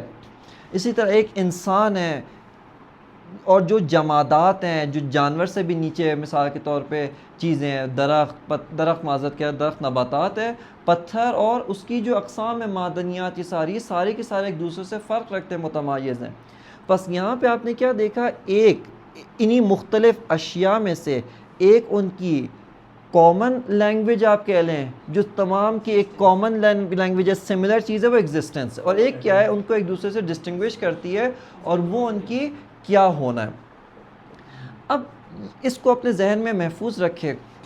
ایک اور چیز جو انسانی نفس کی خاصیت ہے, اور وہ یہ ہے کہ ہمارا جب کسی چیز کے ساتھ براہ راست حضوری, علم حضوری کے تھرو ارتباط برقرار ہوتا ہے, یہاں پہ ہمارے ذہن کے اندر ایک خاصیت موجود ہے کہ ہم اس چیز کا مفہوم بناتے ہیں. یعنی جیسے مثال دیتا ہوں آپ کو, ابھی میں آپ کو دیکھ رہا ہوں, براہ راست دیکھ رہا ہوں, صحیح ہے نا. براہ راست دیکھنے سے کیا مراد ہے, آنکھ کی مدد سے دیکھ رہا ہوں, لیکن آپ کو براہ راست دیکھ رہا ہوں, ٹھیک ہے. لیکن ایک مرتبہ کیا ہے, ایک تصویر آپ کی کھینچ لیتا ہوں, ابھی آپ میرے سامنے نہیں ہے, وہ تصویر ہے, اس تصویر کے ذریعے میں آپ کو دیکھ رہا ہوں, صحیح ہے نا, اس تصویر کے ذریعے میں آپ کو دیکھ رہا ہوں. اسی طرح ہمارا جو نفس ہے, انسانی جو نفس ہے, اس کی جو کوالٹی ہے کہ اس کی ایک خاصیت ہے کہ خداوند متعال نے انسانی نفس کو اس طرح سے پیدا کیا ہے کہ جب وہ چیزوں کے ساتھ براہ راست ارتباط برقرار کرتا ہے, براہ راست ارتباط ہر چیز کے ساتھ اس کے بحسب ہی ہے, یعنی اسی کے مطابق ہے. دیکھنے کا براہ راست ارتباط کیا ہے کہ آپ کے اور میرے بیچ میں کوئی رکاوٹ نہیں ہے, نہ یہ کہ میری آنکھ آپ کے ساتھ چپک جائے, یہ نہیں ہے براہ راست ارتباط. یعنی کیا, یعنی میں آپ کو بغیر کسی واسطے کے, بغیر کسی اور مین کے آپ کو میں اپنی قوت باصرہ سے درک کر رہا ہوں. یہ کیا ہے, براہ راست ارتباط. ذائقے کا براہ راست ارتباط کیا ہے کہ وہ چیز جو کھانا ہے, جو بھی چیز ہے, وہ آپ کی زبان کے ساتھ ٹچ ہو رہی ہو. اسی طرح جو صوت ہے, جو آواز ہے, اس کا ایک براہ راست ارتباط ہے. خود ایک مرتبہ ابھی آپ میرے سامنے موجود ہے, میں آپ کو براہ راست دیکھ رہا ہوں, پھر آپ یہاں سے 1 گھنٹے بعد چلے جاتے ہیں. اب کیا ہے, آپ کے ساتھ میرا براہ راست ارتباط نہیں ہے, لیکن ابھی بھی میرے ذہن میں آپ کی ایک تصویر موجود ہے, تصویر موجود ہے. یا اسی طرح جب آپ بہت اچھا کھانا کھاتے ہیں, تو جس لمحے کھانا کھا رہے ہیں, آپ کا اس کھانے کے ساتھ اس کا جو ذائقہ ہے وہ براہ راست فیل ہو رہا ہے, محسوس ہو رہا ہے. لیکن جب کھانا آپ کے پیٹ میں چلا گیا, ہضم ہو گیا, زبان سے, حلق سے جیسے ہی نیچے اترا, وہ ارتباط ختم ہو چکا ہے. وہ ارتباط, آپ نے کھانا کھایا, پانی پی لیا, وہ ذائقہ ہے, یعنی دھل کر آپ کی زبان بالکل صاف ہو گئی ہے. لیکن آپ کو معلوم, آپ کل بھی سوچتے ہیں کہ یار میں نے کل کیا زبردست کھانا کھایا تھا, یا وہ مثال کے طور پہ فلاں کے گھر جو کھانا کھایا تھا اس کی کیا ہی بات تھی. یعنی اس ذائقے کی تصویر آپ کے ذہن میں موجود ہے. اب یہ تو میں نے محسوسات کی مثال آپ کی خدمت میں رکھی. اب آ جائیں غیر محسوس چیزوں کی مثال. جیسے وہی ایک مثال میں بار بار آپ کی خدمت میں پیش کر رہا ہوں کہ آپ نے براہ راست ایک مرد اور اس کے ساتھ ایک چھوٹا بچہ دیکھا, ٹھیک ہے, اور آپ کو یہ معلوم ہو گیا کہ ان دونوں میں کیا ہے, والد اور فرزند کا رابطہ ہے, اور آپ نے براہ راست اس سے کس ادراک, کس علم کو حاصل کیا, محبت, کہ ان دونوں کے مابین ایک ارتباط موجود ہے. وہ ارتباط کیا ہے, محبت کا ارتباط ہے. آپ کی آنکھ نے اس کو نہیں دیکھا, آپ کے کان نے اس محبت کو چھوا نہیں, آپ کی عقل نے کیا کیا, اس ارتباط کو درک کیا ہے, کشف کیا ہے. اب وہ چلا گیا، وہ انسان آپ کی نظروں سے غائب ہو گیا، اب آپ کو معلوم نہیں ہے کہ وہ بچہ، وہ انسان، باپ اور بیٹا کدھر ہے، لیکن ابھی بھی آپ کے ذہن میں کیا ہے، ان کی جو محبت، ان کے مابین جو الفت کا کانسیپٹ ہے وہ آپ کے ذہن کے اندر موجود ہے۔ خب یہ تو مثال دی، یعنی آپ کے سامنے محسوسات کی مثال دی، اور ایک ایسی چیز کی مثال دی جو محسوس نہیں ہے، جو آبزرویشن کے انڈر نہیں آتی۔ اسی طرح ہمارا جو ذہن ہے وہ اشیاء سے مفہوم بناتا ہے۔ بنانے کا مطلب کیا ہے؟ نہ یہ کہ اپنی طرف سے گھڑتا نہیں ہے، بلکہ وہ جو علم، وہ جو علم حضوری کسے کہتے ہیں؟ براہ راست علم، جو بغیر کسی کانسیپٹ، بغیر کسی مفہوم کے اس چیز کا جو علم حاصل ہوتا ہے۔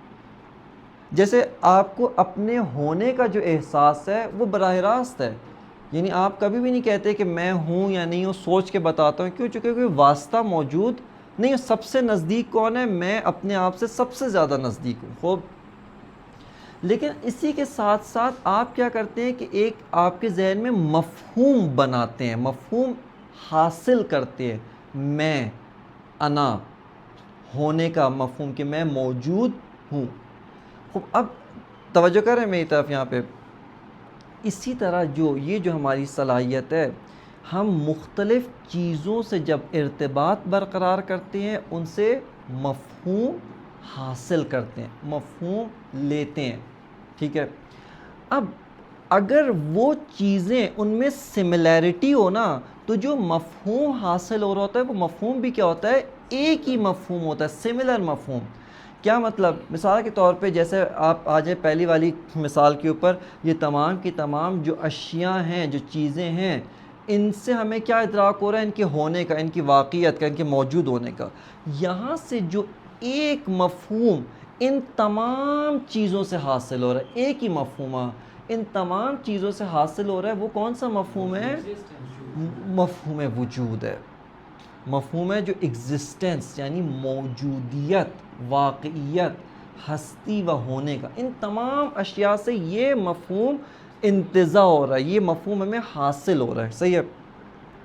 اچھا، یہاں پہ یہ بات کلیئر ہوگی کہ مفاہیم کیسے حاصل ہوتے ہیں۔ اچھا، یہاں پہ ایک اسی چیز کو آپ اپنے ذہن میں رکھیں، دیکھیں جس طرح سے آپ اگر ایک دوربین سے دیکھ رہے ہوتے ہیں نا، تو اس کی جتنی لینس کی لمٹ ہے آپ کو اتنا ہی نظر آئے گا، اس کے آگے پیچھے کا تو آپ کو نظر۔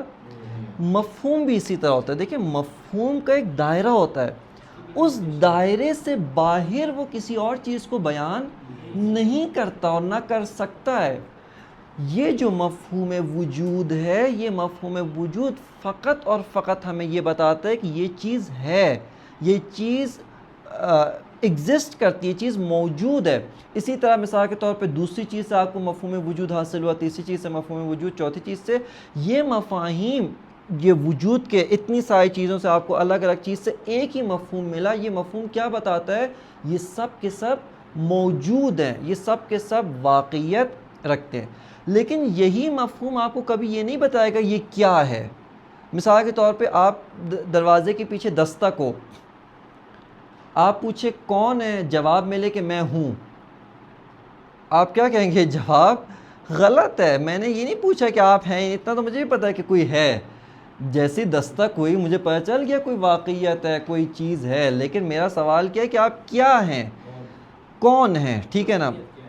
اب یہاں پر یہ جو مفہوم وجود ہے فقط اتنا ہی بتاتا ہے کہ میں ہوں، ہستی رکھتا ہوں، واقعیت ہوں، میں سفسطہ نہیں ہوں، لیکن اس وجود کا لیول کیا ہے یہ آپ کو نہیں بتائے گا۔ یہ وجود آیا مثال کے طور پہ قوی ہے یا ضعیف، یہ مفہوم وجود فقط اتنا ہی رہے، یا آپ کو یہ چیز بیان نہیں کرے گا، صحیح ہے؟ بس یہاں پر جو اس کو آپ اصطلاح میں کہتے ہیں کہ جو مفہوم ہے وہ اپنے مصداق سے فقط ایک جہت سے حکایت کرتا ہے، یعنی مفہوم اپنے مصداق کے بارے میں فقط ایک جہت کو بیان کرتا ہے، باقی جہات کو بیان نہیں کرتا. باقی جہات کو بیان کرنے کے لیے آپ کو باقی اور مفاہیم کی ضرورت ہے. ان باقی اور مفاہیم کو اس ایک مفہوم کے ساتھ جوڑیں گے تب آپ کے سامنے کیا ہوتا ہے, اس چیز کی مکمل تصویر آتی ہے. یہ ایک کامن سی چیز ہے. جیسے آپ اگر دو چیزیں ایک ساتھ کھڑی ہوئی ہوں, مثال کے طور پہ ایک کھمبا ہے اور ایک اسی کے برابر کا آپ کیا کریں, ایک خالی جو ہے نا کوئی پول کر دیں. ایک کھمبا یعنی بڑا بھاری پتھر کا ستون لے لیں اور اسی کے آپ آیا ان دونوں کا قد اگر برابر ہے, اس کا مطلب ہے وزن بھی برابر ہے؟ نہیں, قد آپ کو کیا بتاتا ہے ان کی ہائٹ کتنی ہے, لیکن آپ کو مفہوم جو قد کا مفہوم ہے, ہائٹ کا مفہوم, یہ کبھی بھی نہیں بتاتا کہ ان کا ویٹ برابر ہے یا نہیں. اسی طرح یعنی میں آپ کو یہ بتانا چاہ رہا ہوں, یہ ڈائمنشنز الگ الگ ہیں.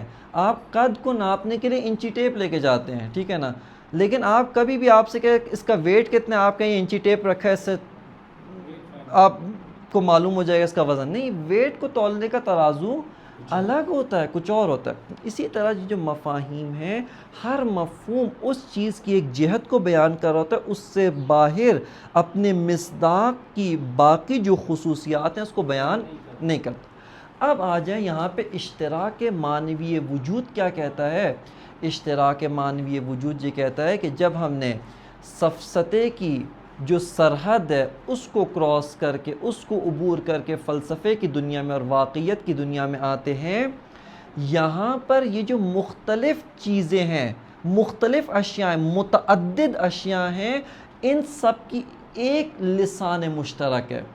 یہ سب مجھے ایک علم و ایک ادراک دے رہے اپنے ہونے کا, وجود کا.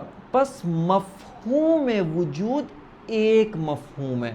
توجہ کریں یہاں پر, مفہوم وجود ایک مفہوم ہے جو اشیاء کے ایک پہلو کو بیان کر رہا ہے, جو اشیاء کے ایک جہت کو بیان کر رہا ہے, اس کی باقی جہات کو بیان کرنے کے لیے کفایت نہیں کرتا, کافی نہیں ہے.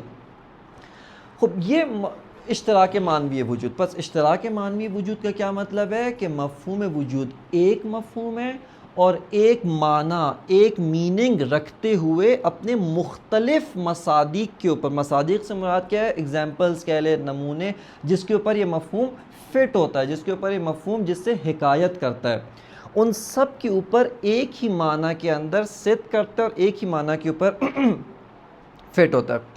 خب آپ کہیں گے یہ تو بہت واضح سی چیز ہے, خب یہ تو آپ نہ بھی بتاتے تو ہمیں معلوم تھا. دیکھیں یہیں پہ بعض لوگوں کو کیا شبہ پیش آیا یہیں پہ, یعنی یہ موضوع کیوں فلسفے کا جز بنا. اگرچہ ایک شبہ پیش آیا, اس کے نتیجے میں ایک نیا موضوع جو پہلے بدیہی تھا, بہت ہی واضح تھا ہمارے لیے, لیکن اس کو ہم نے ایکسپلین کر کے کھول کر بیان کرنا شروع کیا, اور وہ یہ تھا بعض متکلمین جن کا علم کلام اس کی ایک اور ہویت ہے, علم کلام کی ایک اپنا علم ہے, اس کی اپنی ایک ڈائمنشنز ہے.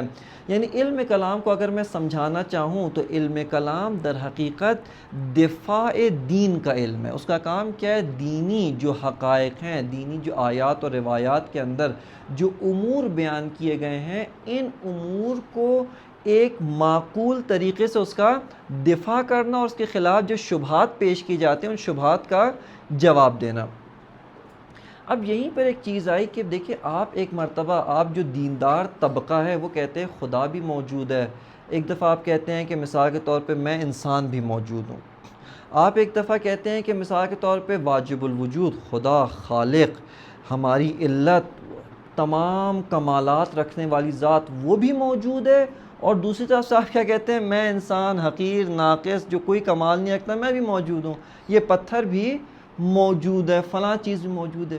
خب یہ کیسے ہو سکتا ہے, وہ کہاں اور ہم کہاں. خب یہ کیسے ہو سکتا ہے کہ آپ کہہ رہے ہیں کہ خود توجہ کر رہے ہیں یہاں پر خدا بھی موجود ہے, آپ کہتے ہیں کہ یہ جو موجود ہونا ہے اس کو اصطلاح کے اندر ہم خدا کے اوپر بھی فٹ کر رہے ہیں, خدا کے اوپر بھی حمل کر رہے ہیں. حمل سے مراد کیا ہے, اصطلاح عربی کی اصطلاح, یعنی حمل کر رہے ہیں, اس کے اوپر فٹ کر رہے ہیں, اطلاق کر رہے ہیں, بہترین یعنی اس کو شامل کر رہے ہیں, اور اس کو ہم اپنے اوپر بھی فٹ کر رہے ہیں, اپنے اوپر بھی شامل. یہ کیسے ہو سکتا ہے, خدا کہاں اور ہم کہاں. ان کو ہمارا جواب یہ کہ دیکھیں یہ جو مفہوم ہے یہ مفہوم ان دونوں کو ایک ڈائمنشن سے بیان کر رہا ہے، نہ یہ کہ اس کے تمام ڈائمنشنز اور تمام جہات اور ابعاد کو بیان نہیں کر رہا۔ یہ مفہوم کیا بتا رہا ہے کہ خدا بھی سفسطہ نہیں ہے، واقعیت ہے، ایک ریالٹی ہے، ایک وجود ہے، ایگزسٹنس ہے، میں بھی ایک وجود اور ایگزسٹنس ہوں۔ یہ تھوڑی بیان کرتا ہے کہ خدا نعوذ باللہ میری طرح ایک لمیٹڈ اور محدود وجود ہو گیا، نہیں، بلکہ فقط اور فقط یہ بتاتا ہے کہ خدا توہم نہیں ہے، تخیل نہیں ہے، ہماری ذہن کی مخلوق نہیں، ایک واقعیت ہے، ایک حقیقت رکھتا ہے، میں بھی ایک حقیقت ہوں۔ بس اس سے زیادہ کچھ اور چیز کو بیان کرنا اس مفہوم کا کام نہیں ہے۔ اس کو اصطلاح میں کہتے ہیں کہ در حقیقت آپ متکلمین کو جو فیلسی، جو شبہ اور مغالطہ پیش آئے، وہ مغالطہ کیا ہے؟ آپ نے مفہوم اور مصداق کو آپس میں مکس کر دیا ہے۔ آپ کہہ رہے ہیں ہماری بات یہ نہیں ہے کہ وہ جو خدا کا مصداق سے کیا مراد؟ وہ نمونہ، مصداق کی انگلش کیا ہوگی؟ کیا کوئی لفظ ہے اس کا؟ یعنی مصداق یعنی وہ جو وہ ریالٹی جس کے اوپر یہ کانسیپٹ فٹ ہوتا ہے، بیٹھتا ہے، صحیح ہے۔ جیسے یہ جو آپ سے کہا جائے جگ کیا ہے، ایک دفعہ آپ جگ سمجھاتے ہیں، ایسا ہوتا ہے ایسا ہوتا ہے، اس کے اندر ایک دفعہ آپ کیا ہے یہ جگ ہے، یہ بتاتے ہیں یہ جگ ہے، ٹھیک ہے نا، یہ اس کے کیا ایگزامپل، نمونہ، یہ اس کو مصداق کہتے ہیں۔ مصداق یعنی جس چیز کے اوپر وہ مفہوم صدق کرتا ہے، فٹ ہوتا ہے، شامل ہوتا ہے۔ خوب، آپ کو جو متکلمین کو شبہ پیش آیا وہ کیا ہے؟ وہ یہ کہ آپ نے مخلوق اور خالق کے جو مصادیق ہیں ان کو آپس میں کیا کیا ہے؟ ملا دیے، خلط کیا ہے، ان کو آپس میں مکس کر دیا ہے۔ وگرنہ ہمارا مدعا کیا تھا فیلسوف کا؟ فیلسوف کا مدعا یہ، جب ہم کہتے ہیں کہ واجب الوجود بھی موجود ہے اور ممکن الوجود انسان، جانور، حجر، شجر یہ بھی موجود ہیں، ہم یہ نہیں کہتے دونوں ایک جیسے، نہیں، ہم یہ کہتے ہیں کہ دونوں فقط ایک جہت سے ایک جیسے ہیں اور ہونے کی جہت سے، لیکن وہ کہاں اور ہم کہاں۔ ہاں، اس لحاظ سے، یعنی یہ لفظ نہ استعمال کریں، اس لحاظ سے کیا ہے، یعنی مفہوم وجود کا کام کیا ہے؟ آپ کفر کے فتوے لگائیں گے ہمارے پر جو ہے نا، یعنی مجھے صحیح و سالم یہاں سے نکل جانے دے، پھر جو کہنے ہیں آپ لوگ کہتے رہیں۔ خوب، بس یہاں پہ کیا ہے، اس جہت سے مفہوم وجود کیا بیان کرتا ہے؟ فقط ان کے ہونے کو بیان کرتا ہے، صحیح ہے۔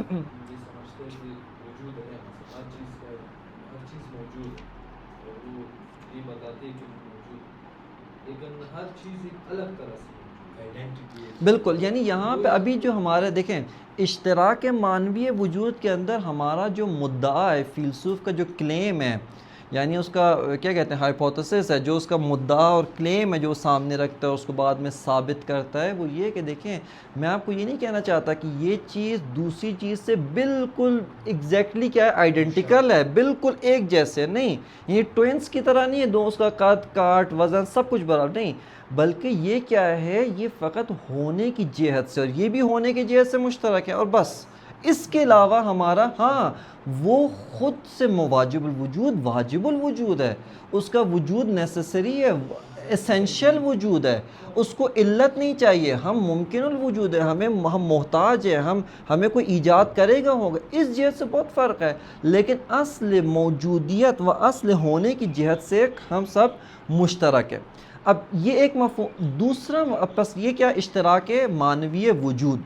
اس کے مقابلے میں جو متکلمین کو جب یہ شبہ پیش آیا، انہوں نے جس قول کو، جس مطلب کو اختیار کیا، وہ مطلب کیا تھا کہ یہ جو وہ ان کے نظریے کا نام ہے اشتراک لفظی وجود۔ اشتراک لفظی کا کیا مطلب ہوتا ہے؟ اشتراک لفظی کا مطلب یہ کہ جب ہم کہتے ہیں واجب الوجود موجود ہے، یا جب ہم کہتے ہیں مثال کے طور پہ میں، آپ، درخت، حجر، شجر، پتھر یہ سب موجود ہیں، تو یہاں پر لفظاً فقط موجود کہہ رہے ہیں، وگرنہ دونوں کے معنی میں اختلاف ہے، دونوں کا معنی ایک نہیں ہے، صرف لفظاً کہہ رہے واجب الوجود موجود ہے، ممکن الوجود موجود ہے، وگرنہ معنی کے لحاظ سے، میننگ کے لحاظ سے کوئی سملیرٹی موجود نہیں ہے، کچھ بھی نہیں ہے، صحیح ہے۔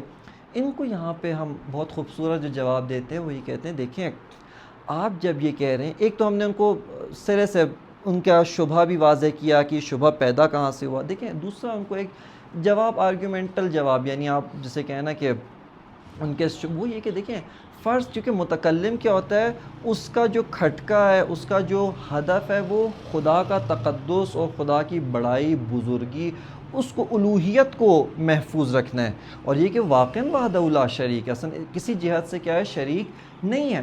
خب یہاں پر ہم اس سے یہ کہتے ہیں کہ دیکھیں اگر آپ کہتے ہیں کہ توجہ کریں یہاں پر کہ جس معنی میں ہم وجود کو ان ممکنات کے اوپر لاگو کرتے ہیں، فٹ کرتے ہیں، آپ کا ادعا کیا ہے؟ اسی معنی کو واجب الوجود کے اوپر نہیں لے جا سکتے، ایسے ہی ہے نا، چونکہ واجب الوجود اور ممکنات میں کوئی بھی چیز سملر نہیں، حتیٰ ان کا ہونے کی جو جہت ہے وہ بھی سملر نہیں ہے۔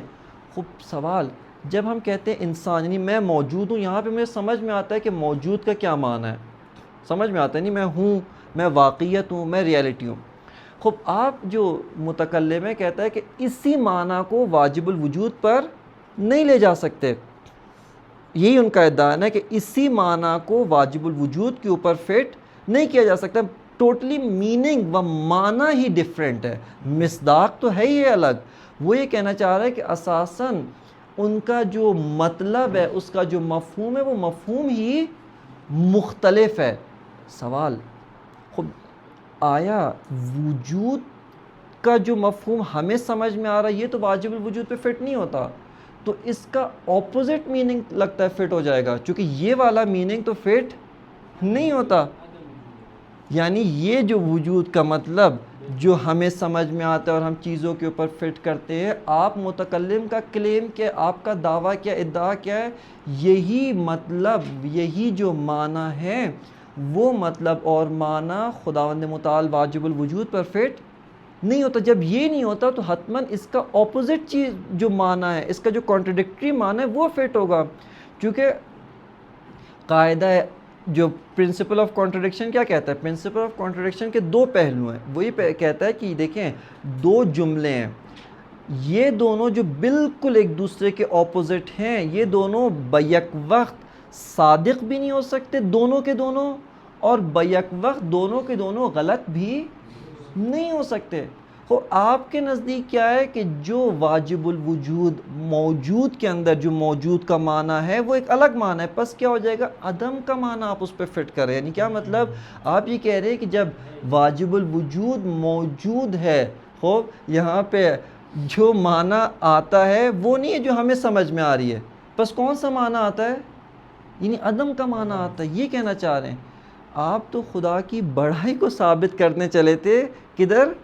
آپ تو اس کو گویا یہ کہہ رہے ہیں کہ ایسا موجود ہی نہیں ہے۔ خوب بس یہاں پہ جو ہم نے متکلمین کا جو شبہ ہے اس شبہ کا بھی جواب دیا، یہ بھی بیان کیا شبہ کی جڑ کیا تھی، اور اس شبہ کے نتیجے میں یہ ایک مفہوم، یہ ایک محتوی اشتراک معنوی وجود یہاں پہ پیدا ہوتا ہے۔ دیکھیں اب یہ آپ کے سامنے کیا ہے؟ ایک جسے ہوتا ہے نا شاہ کلید، ماسٹر کی، آپ اسی کو اور بہت ساری چیزوں میں لے جا سکتے ہیں۔ خدا قرآن مجید میں خداوند متعال نے کہا علیم، خوب خدا علیم ہے، خوب آپ کو علم ہے یا نہیں ہے؟ لیکن کیا مطلب؟ آیا آپ کا علم خدا کے علم کے برابر ہو گیا؟ نہیں۔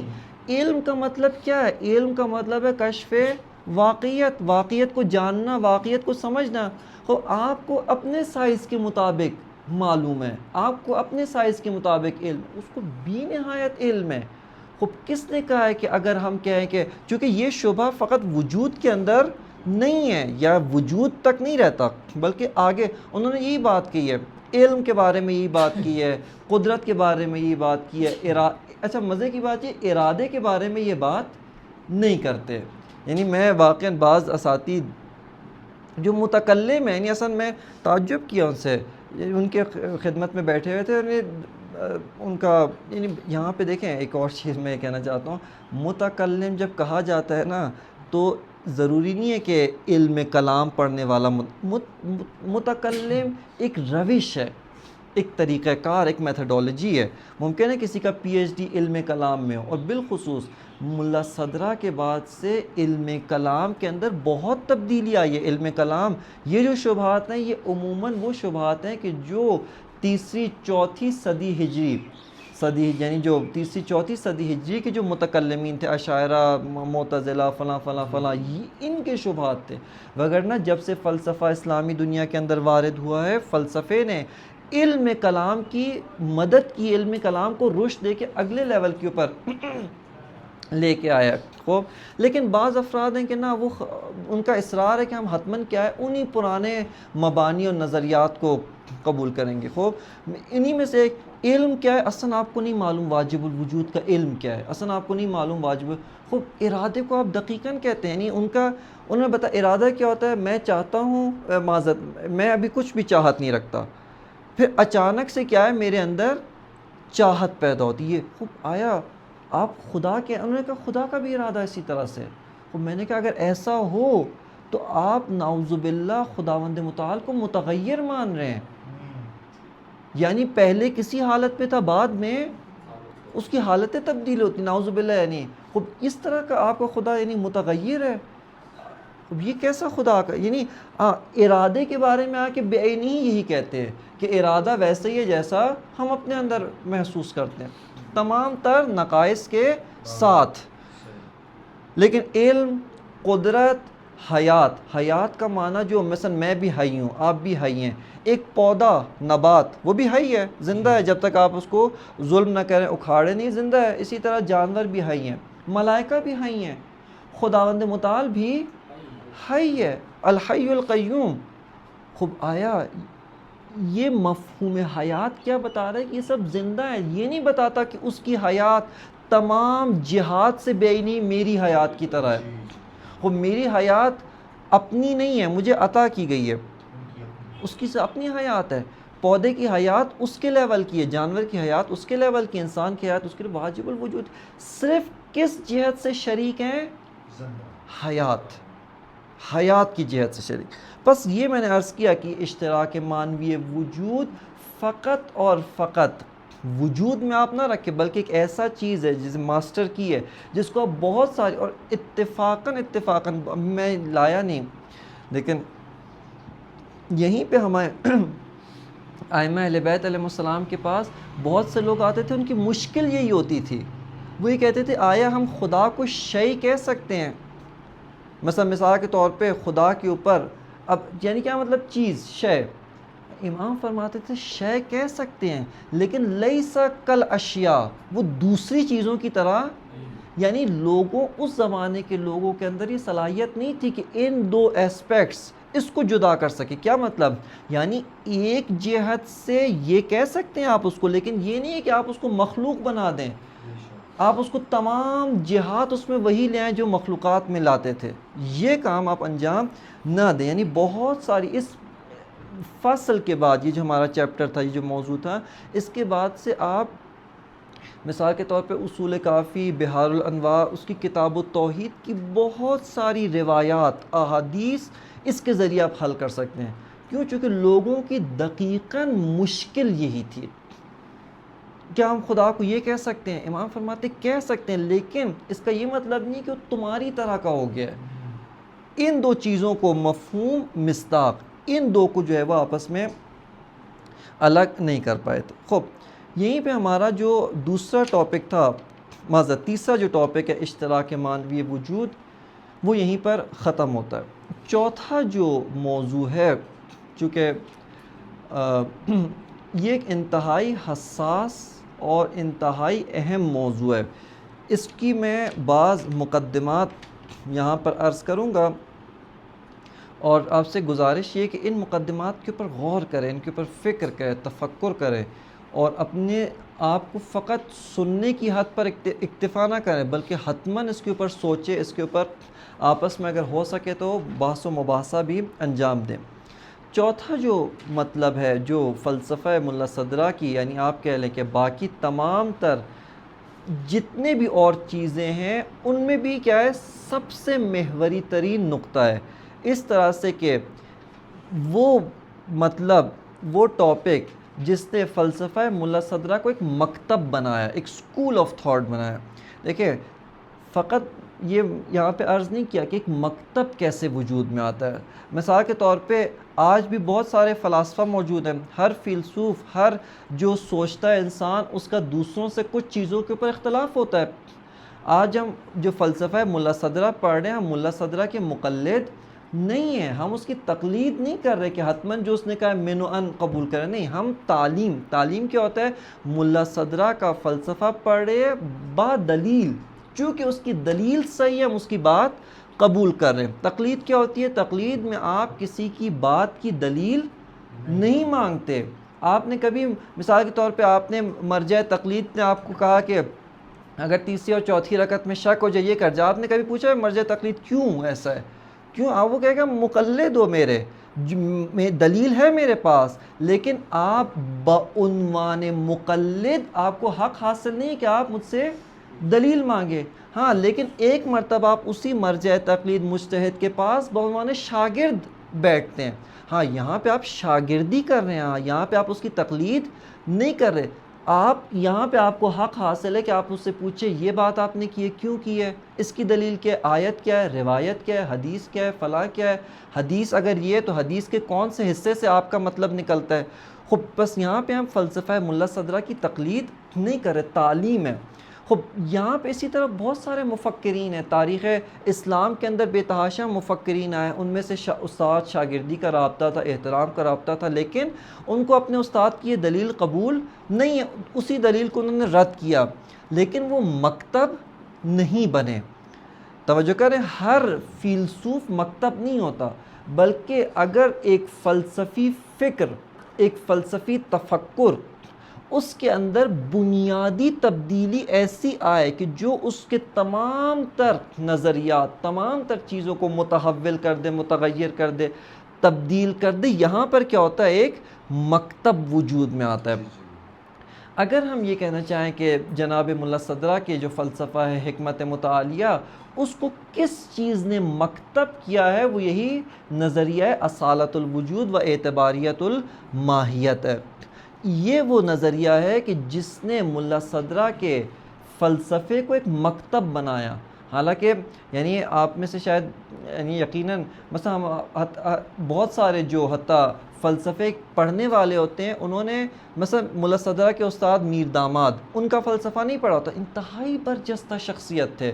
حتیٰ بعض ہمارے اساتید کے بقول جو فیلسوف ہیں ان کے بقول کہ اگر ملا صدرہ ان کے بعد نہ آتے فوراً تو شاید یہ خود ایک اسکول آف تھاٹ بن جاتے. لیکن بعض اوقات ہوتا ہے کہ ایک شخصیت بہت برجستہ ہے، لیکن اس کے بعد اس سے برجستہ یا اسی کے معاصر اس سے برجستہ شخصیت ہوتی ہے، تو یہ شخصیت کیا ہو جاتی ہے؟ تحت الشعاع واقع ہوتی ہے، اس کے سائے میں یعنی اس کے زیر سایہ آ جاتی ہے، اس کی برجستگی معلوم نہیں ہوتی. بس ملا صدرہ کا مکتب، ملا صدرہ کا فلسفہ جو مکتب بنا وہ اسی نظریے اصالت الوجود و اعتباریت الماہیت کی وجہ سے بنا. اس کی اگر میں ایک مختصر سا تاریخچہ بیان کروں فقط چند جملوں کے اندر، یہ جو مسئلہ اصالت الوجود و اعتباریت الماہیت ہے، یہ مسئلہ حکمت مشاء کے اندر نہیں پایا جاتا. یہ مسئلہ اس وقت پیدا ہی نہیں ہوتا. دیکھیں مسائل جو ہوتے ہیں یہ مسائل انسانی تفکر و انسانی ذہن میں جو سوالات آتے ہیں نا، اس کا جواب ہوتے ہیں. انسانی تفکر اس وقت حکمت مشاء میں اتنی ارتقاء یافتہ نہیں ہوئی تھی کہ اس مسئلے کو فلسفے کا جز شمار کر. اصلا ان کے لیے بات، یہ پرابلم ہی نہیں تھا، یہ مسئلہ ان کے لیے تھا ہی نہیں. لہٰذا حکمت مشاء کے اندر اساساً یہ بحث موجود نہیں ہے. پھر یہ بحث اصالت و اعتباریت کی بحث کہاں سے پیدا ہوئی؟ یہ بحث پیدا ہوئی حکمت اشراق، جناب شیخ اشراق کے فلسفے سے پیدا ہوئی. لیکن اس فرق کے ساتھ، یعنی یہ سوال انہوں نے اٹھایا.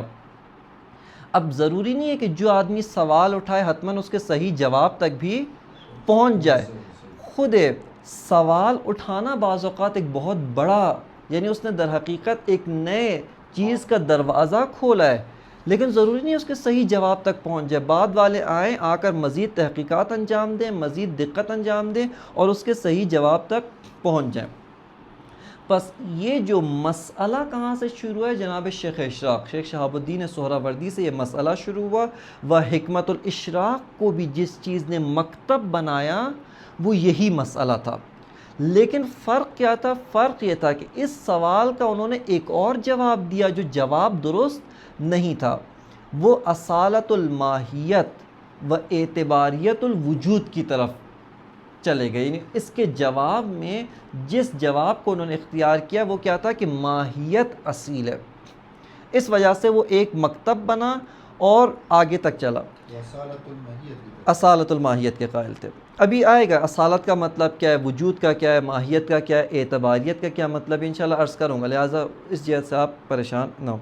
خب تیسرا جو اس کے اندر موڑ آیا ہے وہ جناب ملا صدرہ. ملا صدرہ کے یہ سوال انہوں نے شیخ اشراق سے لیا، یہ سوال انہوں نے اپنے پہلے، لیکن اس سوال کو جس طریقے سے حل کیا، اس کے جس جواب تک پہنچے، وہ جواب باعث بنا کہ ان کا جو فلسفہ ہے وہ شیخ اشراق کے فلسفے سے مکمل جدا ہو جاتا ہے، بالکل الگ ہو جاتا ہے. لہٰذا یہ ایک مختصر سا ایک میں نے تاریخچہ عرض کیا کہ یہ بحث پیدا کہاں سے ہوئی، شیخ اشراق کے فلسفے سے پیدا ہوئی، اس کا تولد ہوا وہاں پر، لیکن ابھی بالکل ابتدائی حالت میں تھی، بالکل بچپنے میں تھی. اس کا بلوغ اور اپنے اوج تک یہ حکمت مطالعہ میں پہنچتی ہے. پس اصالت الوجود و اعتباریت ماہیت کے ذیل میں جو پہلی مطلب یا پہلا جو ایک سب ٹاپک عرض کیا وہ اس کا ایک مختصر تاریخچہ ہے. دوسرا جو مطلب ہے وہ اس کی اہمیت ہے. اس کی اہمیت یہ ہے کہ یہ تمام مباحث فلسفی، جتنی بھی مباحث فلسفی ہیں، یہ بعض ان کو حل کرنے میں دخیل ہے. میں بہت ساری مباحث کا یہاں نام لیتا ہوں، ضروری نہیں ہے کہ سب کی سب آپ کو سمجھ میں ہے، فقط یہ بتانا مقصود ہے کہ بہت ساری اور مباحث فلسفی اس کے اندر یہ بعض دخیل ہے. جیسے مثال کے طور پہ موضوع فلسفہ، آیا موضوع فلسفہ وجود ہو یا ماہیت ہو؟ اس سوال کا اہم جو جواب ہوگا وہ اس کو تعین کرے گا. شیخ اشراق نے کہا کہ میں ماہیت کو اصیل مانتا ہوں، لہٰذا میرے نزدیک موضوع فلسفہ وجود نہیں ہے، ماہیت ہے.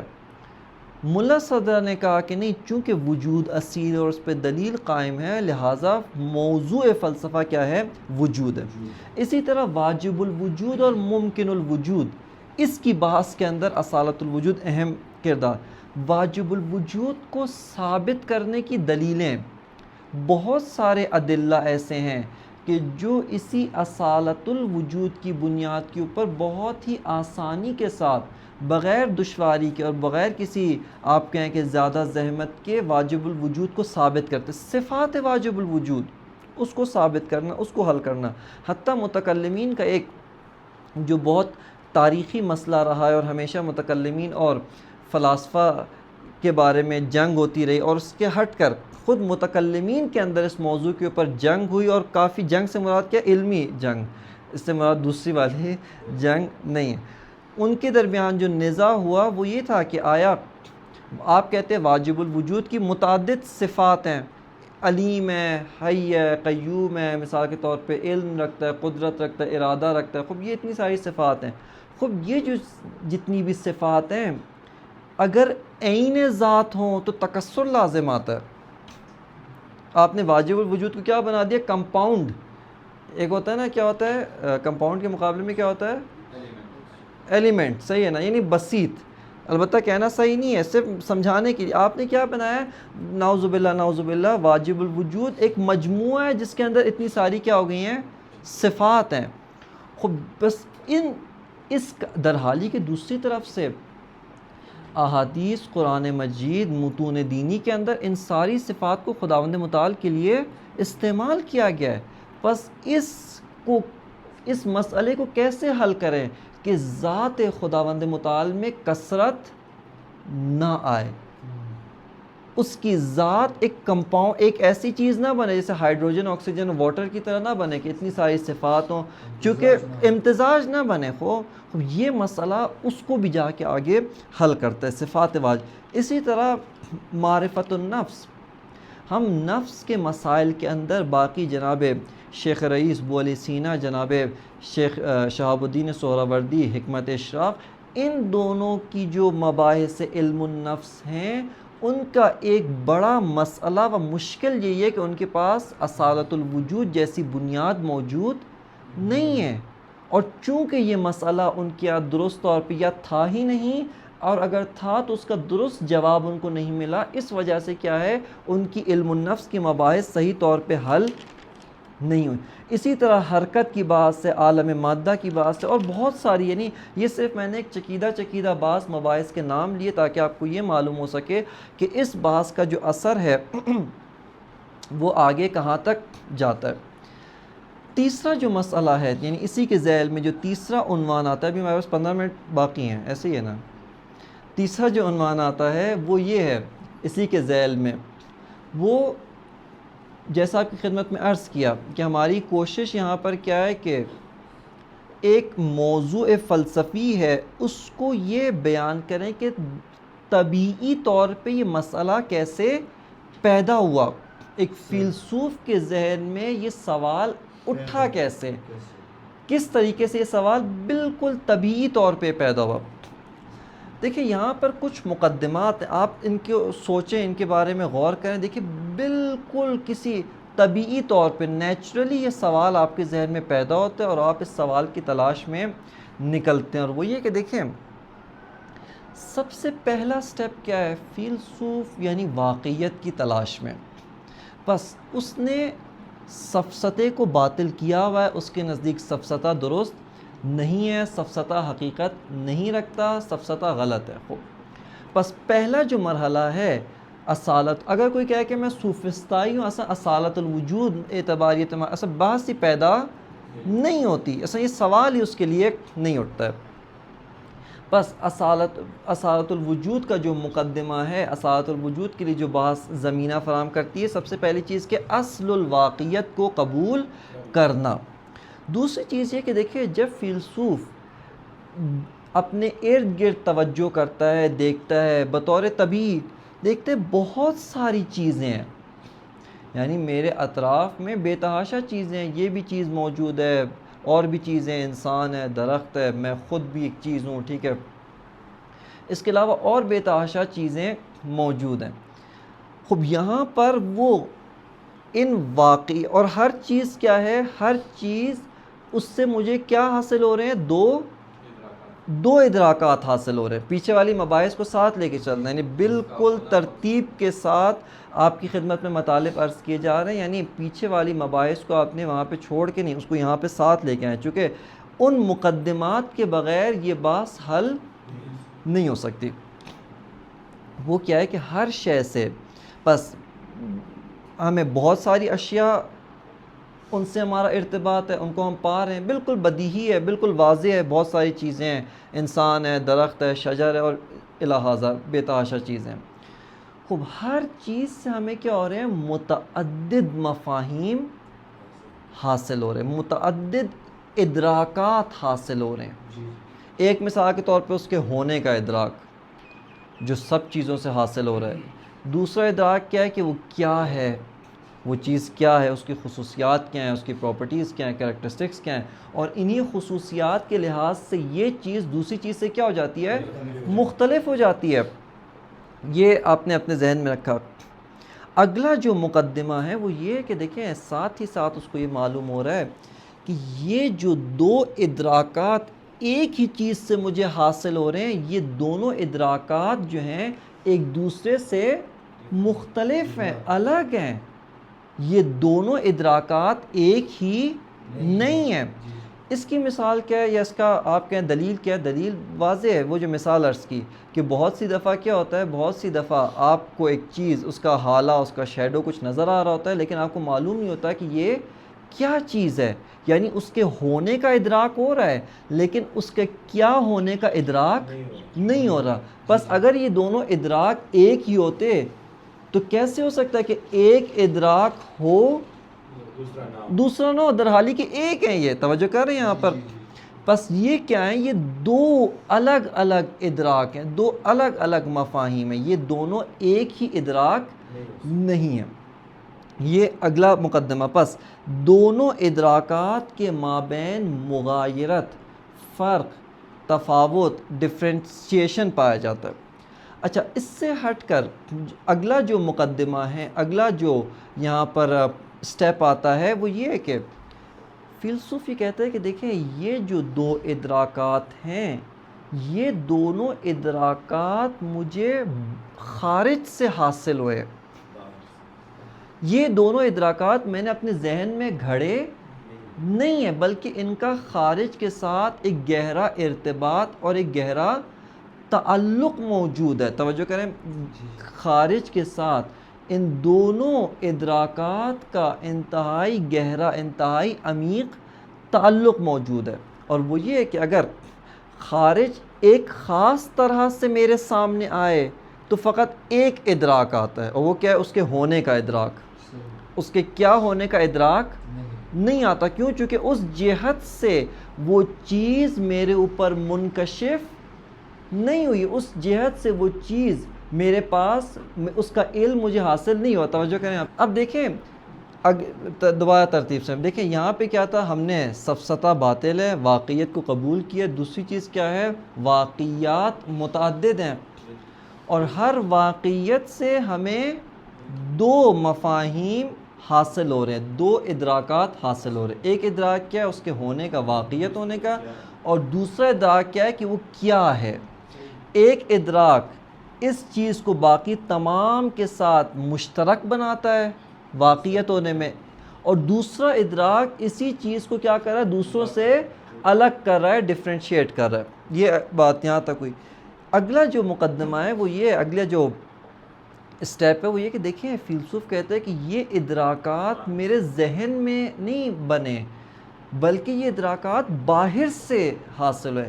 بس باہر اس چیز کے اندر دو پہلو موجود ہیں، دو ڈائمنشنز موجود ہیں، کہ ایک ڈائمنشن سے مجھے ایک ادراک حاصل ہو رہا ہے، دوسرے ڈائمنشن سے دوسرا ادراک حاصل ہو رہا ہے۔ اگر اس چیز میں دو ڈائمنشنز ہی نہ ہوتی، فقط ایک ڈائمنشن ہوتی، اس کے اندر کبھی بھی دوسرے قسم کا ادراک اس سے حاصل نہیں ہوتا، چونکہ وہ چیز ایسی ہے۔ اب کیا ہو گیا؟ مفہوم و ادراک سے نکل کے ہم باہر اس چیز میں پہنچ گئے ہیں، ہم باہر اس چیز میں پہنچ گئے۔ کیا؟ کہ وہ جو چیز ہے جس کو ہم نے ادراک کیا ہے اور جس سے ہمیں مختلف مفاہیم و مختلف ادراکات حاصل ہو رہے ہیں، وہ چیز مختلف جہات رکھتی ہے، اور ہر جہت سے ایک مفہوم و ایک ادراک حاصل ہو رہا ہے۔ اگلا مقدمہ یا اگلا جو سٹیپ ہے، لیکن اس کے باوجود وہ چیز، اس کو ہم یہ بھی درک کریں وہ ایک چیز ہے۔ مثال کے طور پہ ایک درخت آپ کے سامنے ہے، ٹھیک ہے نا؟ یہ درخت آپ کو کیا بتا رہا ہے؟ میں ہوں، میں موجود ہوں۔ دوسری چیز کیا بتا رہا ہے؟ درخت، میں انسان نہیں ہوں، میں حیوان نہیں ہوں، میں بھیڑیا نہیں ہوں، میں پتھر نہیں ہوں، میں درخت ہوں، ٹھیک ہے؟ لیکن در حالی کہ اس کے ساتھ ساتھ آپ ایک اور چیز کس کو درک کریں کہ یہ ایک چیز ہے۔ آپ نہیں کہہ رہے یہ 5 چیزیں، یہ 2 چیزیں ہیں، لیکن ایک چیز سے آپ کو کیا حاصل ہو رہا ہے؟ 2 ادراکات حاصل ہو رہے ہیں، 2 مفاہیم حاصل ہو رہے ہیں، کم از کم 2 مفاہیم حاصل ہو رہے ہیں، صحیح ہے نا؟ لیکن اس کے ساتھ ساتھ ہم بطور یقین ہمیں یہ بھی معلوم ہو رہا ہے کہ یہ کیا ہے؟ ایک چیز ہے۔ توجہ کریں، ایک چیز ہے۔ اب یہاں پر ہمارے لیے و فیلسوف کے لیے سوال پیدا ہوتا ہے کہ یار یہ کیسے ہو سکتا ہے کہ یہ 2 پہلو ایک ہی چیز میں کس طرح اکٹھے ہو سکتے ہیں؟ یا تو آپ کہیں گے کہ وہ چیز ایک ہے، یا آپ کہیں وہ چیز 2 ہے۔ ایک طرف سے میرے پاس، اب ساتھ ساتھ چل رہے ہیں کس طریقے سے سوال پیدا ہو رہا ہے۔ یا دیکھیں کیا دلیل ہے کہ مختلف ہے؟ کیونکہ اس سے مجھے مختلف معانی حاصل ہو رہے ہیں، مختلف ادراکات حاصل ہو رہے ہیں۔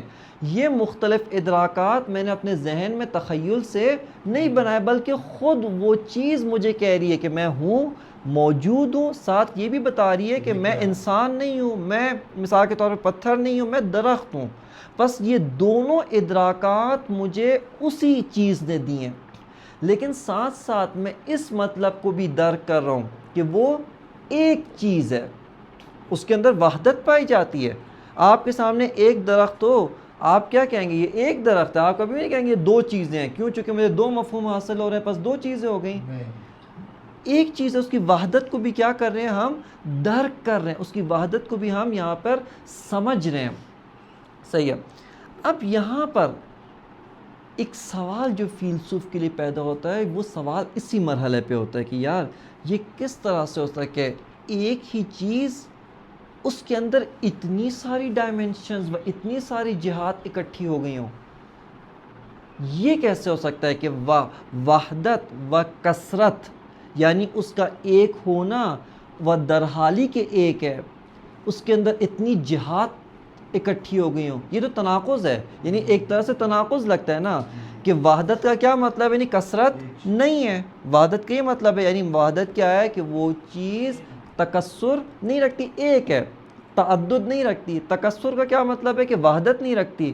بس یہ دونوں کیسے اکٹھے ہو رہے ایک ہی چیز میں، تو تناقض رونما ہو رہا ہے. یہاں پر اس کا جو جواب فیلسوف دیتا ہے وہ یہ دیتا ہے کہ دیکھیں یہ اس صورت میں تناقض تھا. تناقض و کانٹرڈکشن کی شرائط ہیں، اس کی اگر وہ شرائط پائی نہ جاتی ہوں اس صورت میں تناقض رونما نہیں ہوتا. اور ان شرائط میں سے ایک شرط کیا ہے کہ یہ جو تناقض ہے اس کے اندر ایک ہی پہلو سے پایا جاتا. مثال کے طور پہ دیکھیں، مثال سے سمجھیں بہتر ہوگا. آپ دو انسان لیں، ایک الف، ایک زید اور ایک مثال کے طور پہ حسن. خب یہ جو دو انسان ہیں، آپ کہیں کہ یہ زید حسن کا بیٹا بھی ہے اور باپ بھی ہے. ہو سکتا ہے یہ زید نہ ایک ہی دو ہی انسان ہیں، نہیں حسن مثلا حسن علی کا بیٹا ہے اور مثلا ایسا نہیں، ایک ہی یعنی دو انسان ہیں زید اور حسن. یہ دونوں زید حسن کا بیٹا بھی اور حسن کا باپ بھی ہے. ایسا ہو سکتا ہے؟ نہیں ہو سکتا. ٹھیک ہے، لیکن ایک ہی انسان بیٹا بھی اور باپ بھی ہو، یہ ہو سکتا ہے. کسی اور کا بیٹا اور کسی اور کا باپ ہو، یہ ہو سکتا ہے. بس تناقض میں کیا ہے، توجہ کریں، تناقض میں کیا ہوتا ہے. تناقض میں یہ ہوتا ہے کہ اگر دونوں چیزیں جو کانٹرڈکٹ کر رہی ہیں، جن میں کانٹرڈکشن پایا جاتا ہے، ان میں ایک ہی پہلو سے ایک دوسرے کو کے مخالف ہوں، ایک ہی پہلو سے ایک ہی جہت سے ایک دوسرے کے مخالف ہوں، یہاں پر تناقض ہوتا ہے. لیکن اگر ان کے پہلو کیا کر دیں، مختلف ہوں، ڈفرینٹ ہوں، تب تناقض نہیں ہے، تب ان میں آپس میں کوئی تناقض پایا نہیں جاتا. خب فیلسوف آ کر اس کا جواب یہی دیتے ہیں. یعنی میں صرف یہاں پہ چونکہ ہمارا ابھی مقصود بھی تھا کہ فقط اور فقط ہمیں یہ معلوم ہو کہ اصالت الوجود کا اصلی سوال کیا ہے. دیکھیں اگر فلسفہ کوئی بھی علم ایسا، یعنی میں تو فلسفے کے بارے میں تطبیق کرتا ہوں، لیکن آپ تمام علوم کے ساتھ مثلا فزکس ایک نیچرل ایوولوشن کا نام ہے. یعنی انسان نے عالم جسم اور عالم جسمانیات کے جو قواعد ہیں، اس کے جو رولز ہیں، اس کو ایک طبیعی طور پہ کشف کرنا شروع کیا. ایک سوال اس کے ذہن میں ابھرا، ان سوالوں کا جواب کیا بن گیا، علم فزکس بنا ہے. مثال کے طور پہ وہ جو مشہور، میرے ذہن میں چونکہ فزکس سے رابطہ ٹوٹے ہوئے بہت سال ہو گئے ہیں، ٹھیک ہے نا، تو وہ مشہور مثال کیا ہے، نیوٹن کے سر پہ سیب گرا، ٹھیک ہے نا. وہاں پہ عمومی طور پہ ہمارے دوست یہ کہتے تھے سیب اٹھا کے کھا لیتا، اس نے سوچنا شروع کیا کہ سیب نیچے کیوں گرا ہو. اب دیکھیں اس کے لیے بطور طبیعی ایک سوال پیدا ہوا کہ ایسا کیوں ہوا. اس سوال کی جستجو میں وہ لگا، یہ کیا بن گیا ہے، اس کا مثلا لا گریویٹی کا قانون بن گیا. اسی طرح کوئی بھی علم ہو، یعنی اگر اس علم کے اوپر احاطہ چاہتے ہیں، اس علم کے اوپر گرپ چاہتے ہیں، کوئی بھی علم ہو، اس کو آپ سوال کے ذریعے، اس کا یہ آپ کو اگر پتہ چل جائے کہ اصلی پرابلم کیا ہے، اصلی سوال کہاں پر ہے، آدھا علم آپ کو آ گیا ہے. یعنی سوال کا صحیح طور پہ بیان ہونا اور سوال کا صحیح طور پہ سمجھ جانا، یہ آدھا علم ہوتا ہے. اور بعض اوقات چونکہ سوال ہی واضح نہیں ہو پاتا، سوال ہی ہمارے لیے منکشف نہیں ہوتا، اس وجہ سے ہمیں باقی چیزیں بھی سمجھ میں نہیں آ رہی ہوتی. یہاں پر آپ کو جو چیز میں نے کوشش کی ہے سمجھانے کی، وہ یہ کہ اصالت الوجود و اعتباریت ماہیت، اس کا سوال کہاں پیدا ہوتا ہے. اس کا سوال یہاں پیدا ہوتا ہے کہ ایک ہی واقعیت سے دو ڈائمنشنز، دو طرح کے ادراک مل رہے ہیں، جو ادراک اس بات کو بیان کرتے ہیں کہ وہ چیز دو جہات رکھتی ہے. دوسری طرف سے میں بطور بدیہی، بطور واضح اس بات کو درک کر رہا ہوں کہ وہ ایک چیز ہے. بس یہ وحدت اور کثرت آپس میں کیسے اکٹھے ہو رہے ہیں؟ یہ وحدت اور کثرت کیسے اکٹھے ہو رہے ہیں؟ یہاں پر جس جواب پر فیلسوف پہنچتا ہے وہ جواب یہ کہ یہ وحدت اور کثرت ایک ہی پہلو سے اکٹھے نہیں ہو رہے. یہاں پہ کانٹرڈکشن و تناقض نہیں ہے. کیوں؟ چونکہ تناقض کے لیے شرط کیا ہے کہ دونوں میں جو وہ ہے اپوزٹ ہونا ہے، ان کا کانٹرڈکٹ کرنا ہے، ان کا تضاد ہے، وہ ایک ہی پہلو سے، ایک ہی جہت سے ہو. لیکن جب جہات الگ ہو جائیں گی تب ان میں آپس میں کوئی تضاد نہیں ہے. بس یہاں پر ہمارے پاس جو چیز واضح ہوتی ہے اور ہم یہیں پہ اس کو فی الحال روکتے ہیں وہ یہ ہے کہ اصالت الوجود و اعتباریت ماہیت کا سوال بطور طبیعی کس طریقے سے انسانی ذہن کے اندر پیدا ہوتا ہے. اور پھر انشاءاللہ اگلا مرحلہ یہ ہوگا کہ انسانی ذہن نے اس سوال کا جب جواب دینے کے لیے جستجو کی تو مختلف جوابات تک پہنچا، جس میں سے بعض جواب غلط تھے اور بعض جواب صحیح ہیں. ایک جواب صحیح ہے، باقی جوابات غلط ہیں. وہ کیا ہیں؟ اسی جواب کا ایک جو جواب صحیح جواب ہے اس کا نظریہ کیا بنا؟ اصالت الوجود کا نظریہ. یعنی اس سوال کا جواب نظریہ اصالت الوجود بنتا ہے. صحیح ہے. انشاءاللہ تعالی آگے اس کو جا کر تفصیل کے ساتھ مطالعہ کریں گے. وصلی اللہ علی سیدنا و نبینا محمد و آلہ الطیبین الطاہرین.